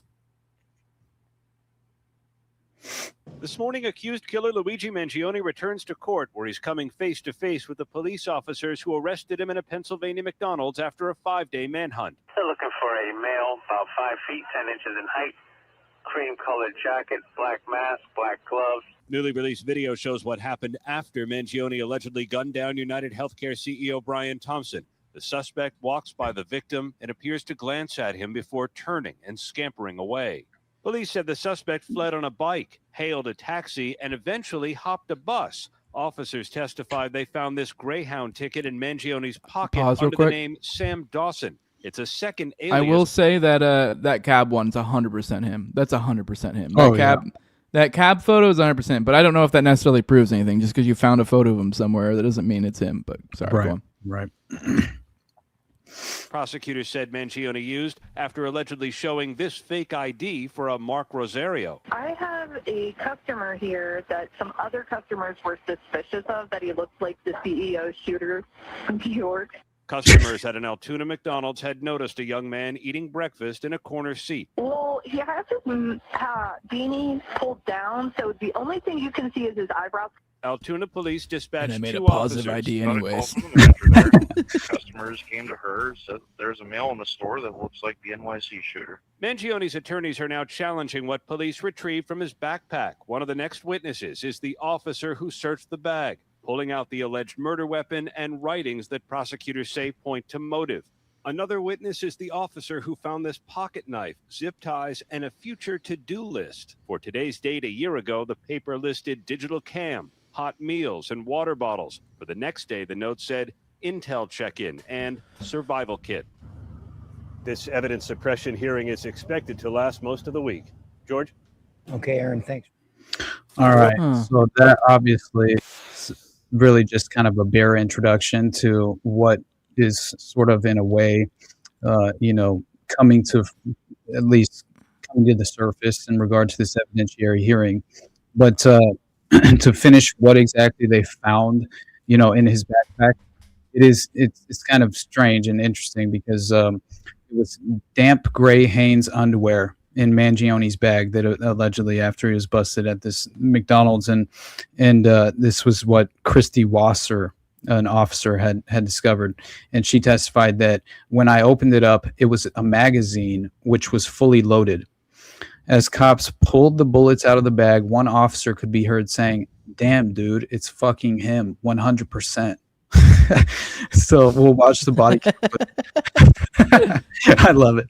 So Wasser testified about discovering what apparently this evidence that the suppression hearing, and this is what they're claiming, that this is a suppression hearing, and the prosecutor, the defense, is attempting to sensationalize the case or something, and so, but interestingly, it seems as if they go back through his belongings, and once they get him back to the police station, they find several of these notes, right?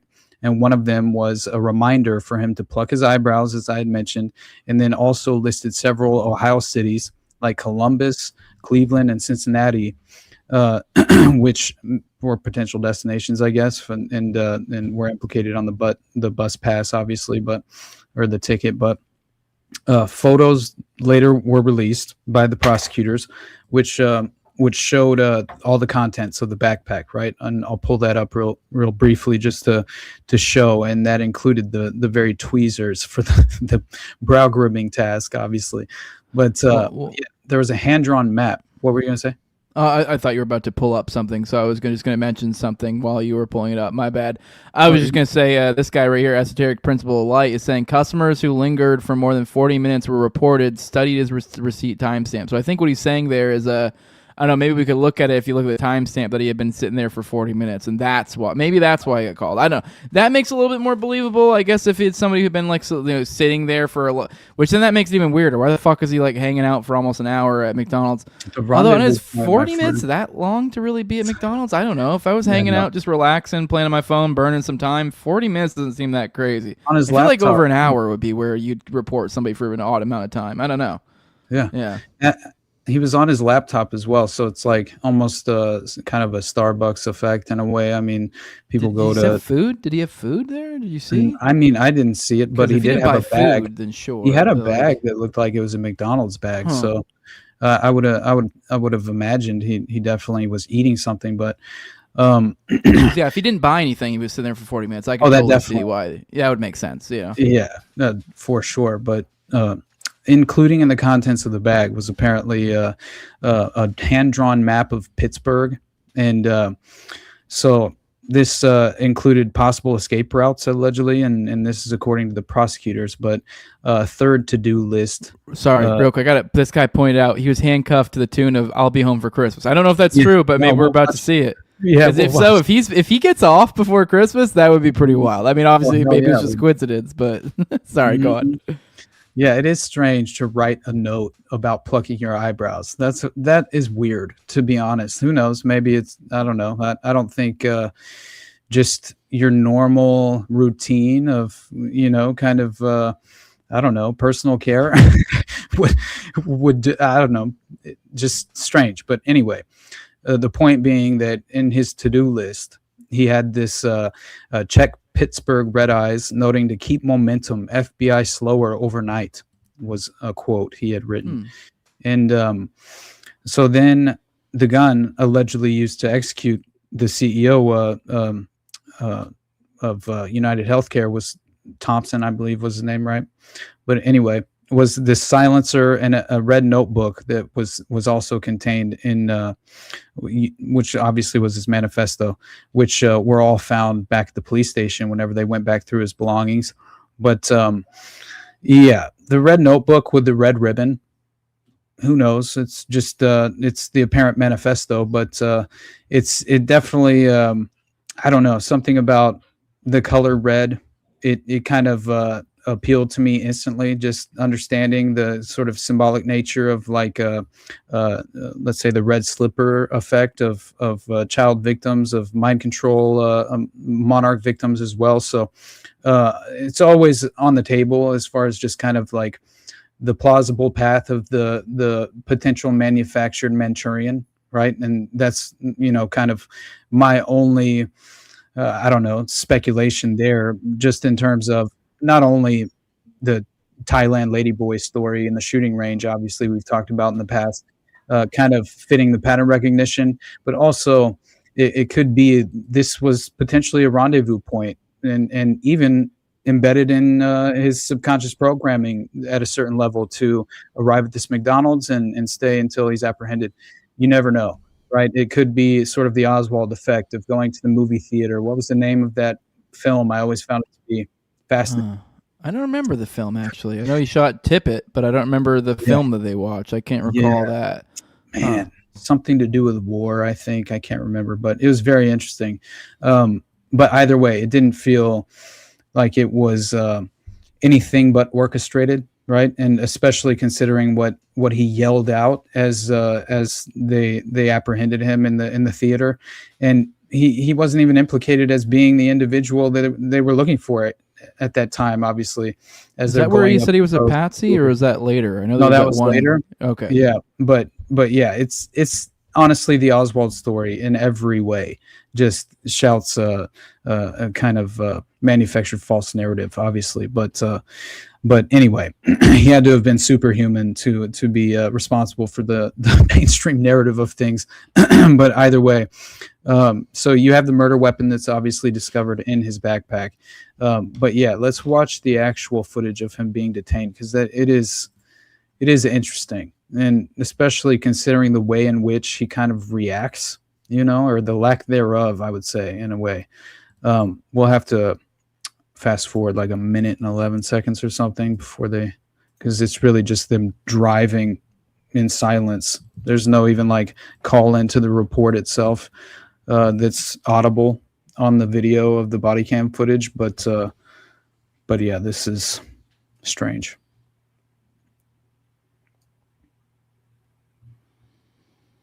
Do we got audio? Yeah, I'm waiting for it. Yeah, there we go. It kicks in at this strange time. Which makes it weird, because it makes you think they edited it and then cut off the audio before that, which I don't know, whatever.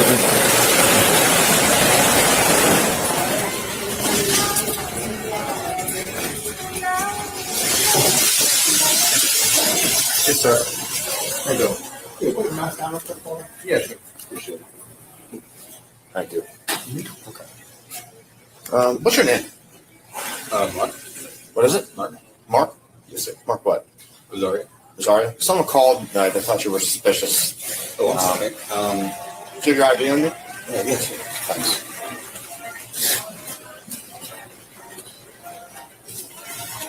There's a bag right in front of him, by the way. Yeah. Yep. So, nothing suspicious about this, in my opinion. Mm-mm. Player 6, 2729 out of New Jersey.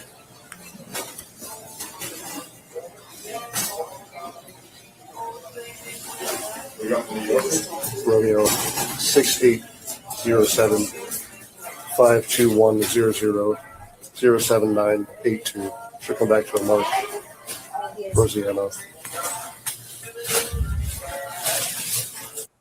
That's it. Yeah, well, nothing suspicious there. I mean, just a dude sitting on his laptop. I mean, someone saying, like I said, the person said earlier was 40 minutes, but 40 minutes with food and a laptop on a McDonald's? I don't know. I mean, I would be fucking irate if the cops got called on me because I was sitting at a fast food place for less than an hour when I bought fucking food from them. Like, for real. Yeah, like, I'm not a go to your manager type guy, but like in this occasion, like, I'm gonna be fucking like, what an insane thing to do. Like, I don't know. I mean, I get the idea, like what he looks like, but off of eyebrows, that's insane. I mean, I don't know. I guess maybe you could say I didn't check to see. I don't even know if he had the same exact attire that he was supposedly wearing or whatever. I don't think so. I think some of it was different. I think he had a similar jacket, I think, or something. I don't know. Either way, even if he did, though, the clothing he was wearing was so nondescript and so, like, people wear that shit. I don't know. It was like a black jacket and, like, a cream hat or something. I forget. So it was nothing crazy that, like, I still just can't buy the narrative that some fucking lady at McDonald's was like, that's totally the guy. It just doesn't make any fucking sense to me. You know what's even crazier is that the arresting officer that goes through his bag, she testifies during cross-examination. I believe yesterday, maybe it was earlier today. I think it was yesterday, and she testifies that she turned her body camera off and put every item back into Luigi's backpack before anyone completed an actual inventory of those items. And some of those items were even put into the McDonald's bag by the police officers to be taken back to the police station. So that was a little bit strange, I felt like, just as far as how you would kind of, I don't know, the chain of custody, right? And I don't know. It feels like there would be, I mean, obviously they have evidence bags, but that's when you're kind of going to an active crime scene, I guess, and you're attempting to, process evidence in a certain sense. But this was a 19-year veteran of the department, this Wasser, this female officer, and she said when she was checking his bag, it was primarily for bombs, and that was what I was mentioning earlier, because this is after he was placed under arrest because she didn't want to pull a Moser, is what she claimed. And this was in reference to a former officer who once inadvertently brought a bomb back to the police station. So it looks like they had a clear and clean justification for that kind of action and process that the officer went through. But anyway, so Mangione's attorney basically pressed Wasser. And real quick before we move on, I do want to once again bring it back to McVeigh, because I do want to highlight this parallel. Shadows of Cornfields is kind of like Trooper Charlie Hanger taking cover behind his car door when he pulled over Tim McVeigh. But not even that. I mean, it was something we found out later after the fact that there was actually footage removed that was cut from that. Just like that's why I kind of made note of it was odd that they cut out the audio, which whatever. I mean, maybe they just didn't want to hear their chatter. Maybe they were talking about inappropriate things, whatever.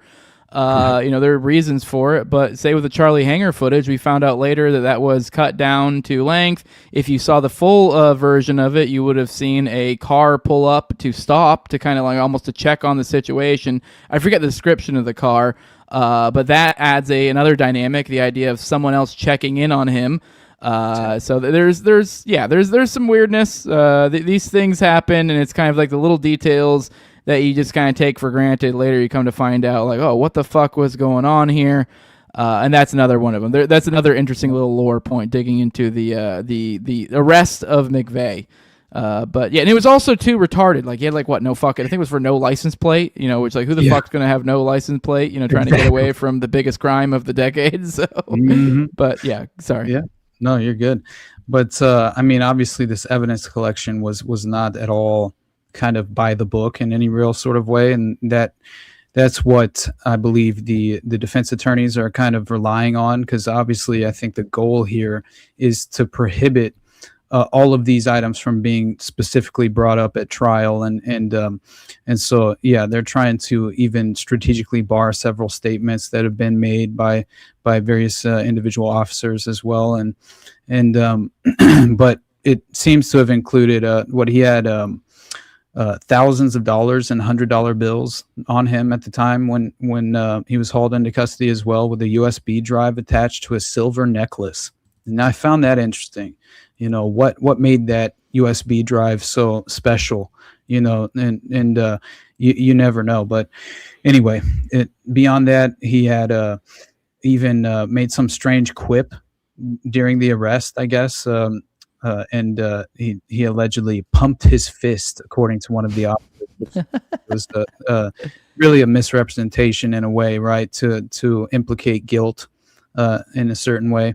But I imagine the Trump thing. I don't know. For some reason I imagine like that, like the Trump. I don't know. Like he did that, like kind of being stupid or something. I don't know. Hey, you're not wrong, but I will say, they were seemingly trying to kind of reinforce his guilt in a certain sense by some of these statements that they made. And I think one of the statements the cop testified to on this morning on Tuesday, I believe it's today. And he essentially claimed that it was outside the Pennsylvania arraignment. If you remember when that video went viral, where he's basically in shackles and being kind of I don't know, just brought to his next destination during the arraignment hearing. And he mumbles, all of these people are here for a mass murderer. Wild. This is what a cop testified to on Tuesday. So the way that they tried to present this was that it was him kind of embracing the moniker of being a mass murderer. But obviously he killed one man, so I don't know, strange thing to do. But yeah, still, it does seem. And here's at least a few pictures of what exactly they did find in his bag, and because obviously these to-do lists were, this was future to-do is what it was apparently written down as in his little notebook. But yeah. So this is a picture of his to-do list, and basically he had the hand-drawn map of the city, which I don't see. I guess that's the hand-drawn map.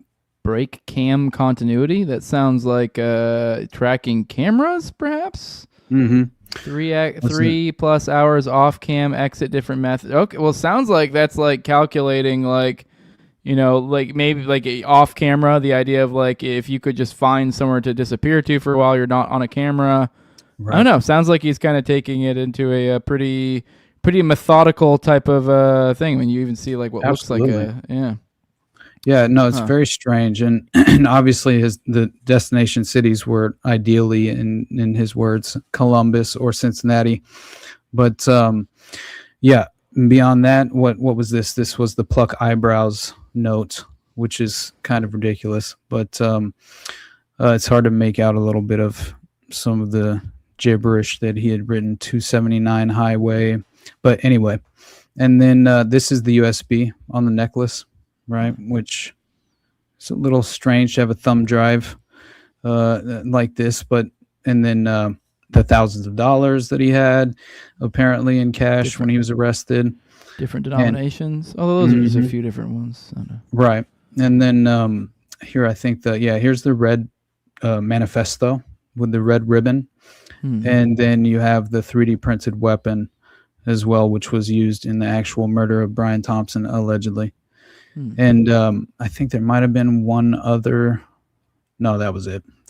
But there is another brief video that I had saw a report this morning that I thought was worthwhile, because it kind of it at least acknowledges the body cam footage and kind of attempts to at least report on the individual actions of the arresting officers to a certain extent. And we'll see what the mainstream media would like us to embrace as their plausible reporting and framework of the story. With that breaking news, new revelations in the case against Luigi Mangione, the man accused of murdering a healthcare executive. Prosecutors have just revealed this new police body camera video. They say it captures the arrest as it happened. This is actually when the officers are walking in to that McDonald's in Altoona, Pennsylvania. Also, for the first time, we are seeing these pictures of what prosecutors say are notes written by Mangione. One of them is an alleged escape route. There are also photos you see there of the gun and the silencer that prosecutors believe were used to kill United Healthcare CEO Brian Thompson. All of that evidence is being discussed on this day 5 of the pretrial hearing in Mangione's state murder case. Mangione's attorneys are trying to get evidence thrown out, claiming it was wrongly obtained. Let's start this hour with NBC News correspondent Ellison Barber and NBC News legal analyst Danny Savalos. Ellison, let's start with you and this newly released body camera footage. What have we learned from it? What does it show? So, look, throughout this hearing, what we have seen and been talking about is how they are going through all this body camera footage frame by frame. This is one of them. This is from the initial responding officers. They have already taken the stand previously, but you're seeing the officers, and this is Officer Fry's body camera footage as they first approach Mangione. They come up to him. He closes a laptop and they ask him to take his mask down. He says, no problem. They say, what is your name? He says, Mark. They say, what's your last name? He says, Rosario. The officer tells him, we got a call for a suspicious person. He says, oh, I'm sorry. And then they ask him, do you have ID on you? They give it to, he gives it to them. That ultimately is what he was arrested for in Pennsylvania, right? Having this false ID that he gave to police. And in this video, we see the moment when he hands that over to them. It stops there. One of the things to keep in mind as we're talking about these exhibits and the body camera footage we're getting, they're being released kind of in a trickle, and oftentimes after we've heard and seen officers go through them on the stand, right? So this body camera footage is not from the officer that's currently on the stand right now. Another person is. This officer testified a couple of days ago, but the press has been asking in these court hearings to have some of this body camera footage so the public can see it. There have been a lot of questions about whether or not that would prejudice a jury. This is the first time they've released a snippet of the body camera footage that has really been at the heart of these pretrial hearings. Danny, Ellison referred to this. We've heard from a number of witnesses in this very lengthy pretrial hearing. Can you give us a little bit of what happened today?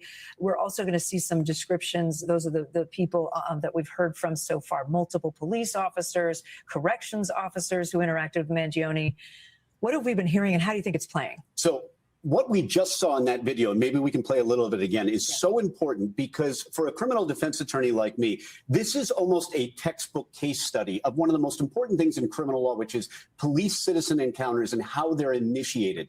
What you have here, arguably, Mangione could have stood up and asked the magical question in all police-citizen encounters, am I free to leave? Because think of this, the reason the officers went there was twofold. There's a guy sitting in McDonald's too long, and he kind of looks like the CEO shooter. That would have really pushed the issue. How much did officers think they had articulable suspicion? And even if they had some suspicion to perform what's called a Terry stop, even then, all they could have done is a limited pat down of the outer clothing without grabbing for soft baggies or things like that, just to see if there were weapons. Instead, what he does, he pulls out an ID and hands them what is allegedly a false ID, thus committing a felony in Pennsylvania. And thus, now all there's probable cause from here on out to at least stop him, detain him, and probably arrest him.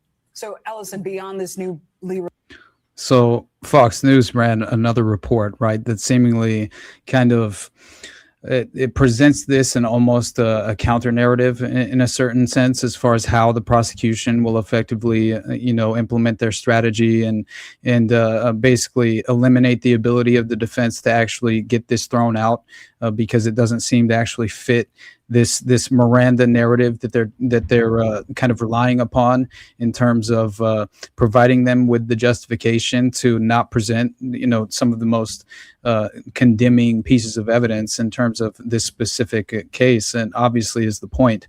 But at the same time, their framework of the story basically presented it as the 3D printed weapon was truly the should be given the priority because it's cause for concern in terms of a wider network as far as this alleged attorney who's a defense or at least an expert in this sort of sense was providing his insight to that of Fox News at the time.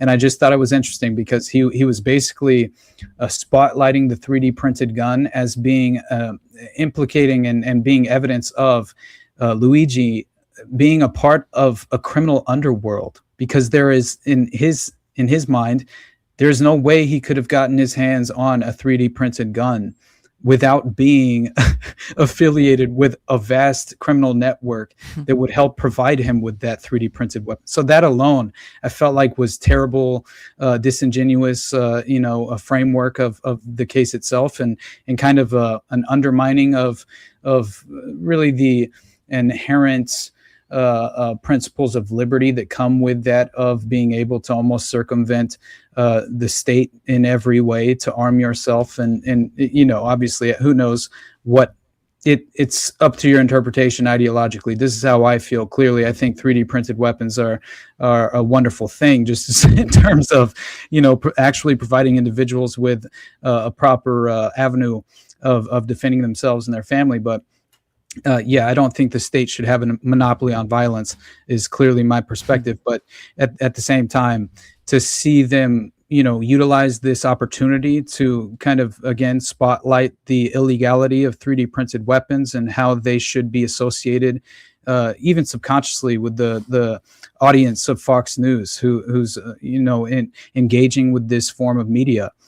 They will now have in their mind subconsciously this kind of direct connection to that of a vast criminal underworld component to 3D printed weapons again. So I just think it'll help encourage the kind of perspective of criminality being inherently attached to 3D printed guns as just an enterprise alone or whatever you would like to call it. But again, just very interesting and clearly, I think all the strange information that is again, it's trickling out, but it's happening on a daily basis. So much of it gets overlooked, I think, and very easily kind of memory hold. And but I did want to at least mention the fact that that there was an interesting story in regard to this prison guard who claims that Austin, I love you, but I gotta either gotta continue the show on solo or I gotta go. I can't do another.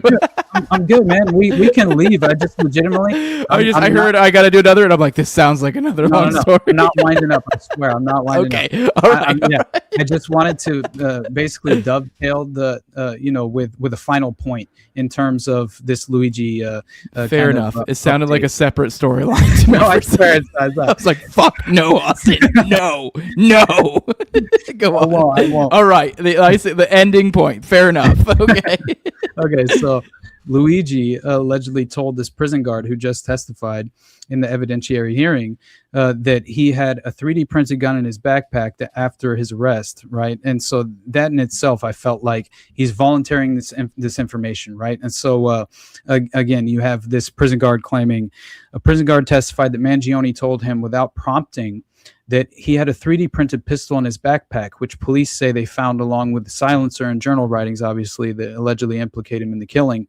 So the defense lawyers try and cast doubt on this guard's assertions. But again, this is,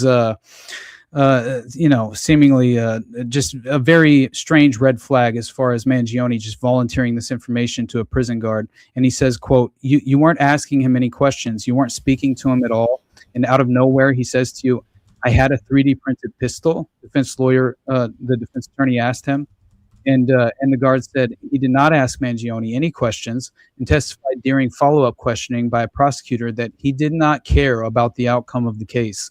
And obviously, I think the inherent strategy behind the defense is to clearly block this evidence from being presented, and that's the main takeaway I think from the Mangione update. But yeah. I don't know. It's looking more and more. Patsies abound, don't they? Yeah, the path of the patsy is very real. Is kind of the major takeaway. But anyway, buddy, let's get out of here, brother. Where can people find you at? We'll continue this again next week, and actually, me and you will continue more this week. But on the Dutroux stuff, we'll be talking about the pizza connection. Connecting the French mob, the Sicilian mob, into the Dutroux affair, which, funny enough, ties into modern things going on like the Epstein stuff, and we'll make that all apparent for you this week if you're a patron. Otherwise, you're gonna have to wait a couple weeks for it to drop publicly. But awesome, let me know where we can find you at, and we'll do this again next week as we always do. Hell yeah, brother. So you guys already know, just check out the Underclass podcast. Definitely subscribe on the YouTube and the Rumble. If you have the means, subscribe to the Patreon for sure. You'll gain access to Coming On Already Dead, obviously, and then the paywall show of whatever this is. So go check that out. I'm sure we'll be doing another episode here in the next couple of days. And just remind me, buddy, if you can remember to. There was, if we don't end up talking about the Australian strange satanic ritual abuse network that seems to be international in scope and things, I think the details of that, if you don't end up covering it on the morning dump or something, we'll at least, I have a crazy video clip of that, And then one additional connection to that of the DC National Guard shooter, which I found to be fascinating and kind of an extraordinary red flag in itself. So I already forgot about that. yeah, dude, it's crazy, man. And by the way, Hegseth would like us all to remember that AI is the future of American warfare. Yep. Okay, the Pentagon launching a new platform, so keep your eyes open, everybody. Head on a swivel. PsyOps season is alive and well. Influencer wars is just another political theater kayfabe. Am I wrong? I love you, Jose. Get the fuck out of here, buddy. Love you too, brother. If you guys want to hear more coverage on the ongoing Fed theater that is our current world, then be sure to check out my show Monday through Friday. That's the goal. We don't always make it 11 a.m. Eastern. I usually do the morning show. Then I also do give you guys a couple paywalled episodes per week. The public gets them dropped later. So hey, if you guys want to support this show, leave a like, share, subscribe, comment, leave a 5-star review on iTunes or Spotify. You can find the show on YouTube, Rumble, all the major audio podcatchers, and Rumble and Twitter as well at Tower Gang Jose. And if you want to support the show, the best way you can is with money over at patreon.com/NoWayJose2020. The lowest level is $2. That gives you access to early episodes, gives you access to ad-free RSS feed, gives you access to Telegram, gives you access to the pre-show, post-show, and the video calls on me and Austin's weekly live call-in show, Already Dead, which we are on right now, which is on Tuesdays at 9:30 p.m. Eastern. I also give a big shout-out to my sponsors. As a big thank you for their support. That's the highest level of my Patreon. You have my Toad, my previous co-host on Tower Gang, at Learner Toad, also at Abrogate D's, at ZOVRCK, at _Infinite Zeal, Tim Tuttle, at Jolly Cleepold. Big fan of the show, Torn May, at Wayne Tackless, 1-800 Car for Kids, No Free Lunch, Jack, Mark Vestibule, and Jacob Winograd of the Biblical Anarchy Podcast. With that, guys, we're going to get out of here. We'll see you again next week at Tuesday, same time. You catch me every day, Monday through Friday, 11 a.m. Eastern, like I mentioned earlier. And then Austin every once a quarter, I think, or something. We get a... Just kidding. He's also got his regular show he does weekly with Sam Tripoli behind the paywall. So go give him some money, you poors. Give us all money. Give everybody money. Love you all, people. We're out of here. Bye-bye. By the way, for real, I need some people to let Austin cook. I'm dead serious. I will let Austin cook. I'll just walk out. I mean, if at 2 hours, just be like, my time's up, Austin. You keep going. Here's my plugs. Keep going. He can go for 5 hours. It's literally just feeding my algo. That's all it is, feeding my algo. I don't care. I'm good with it. I just need to sleep. So we can do that. We can have a Austin cook. We can call it the Let Austin Cook segment, and that's just where I rudely just leave at 2 hours and bounce and just let Austin just do another 3. I'm good with it. We can do that every week. All it does is benefit me. I'm just getting free labor. So with that, guys, we're out of here. Love you all. Bye-bye.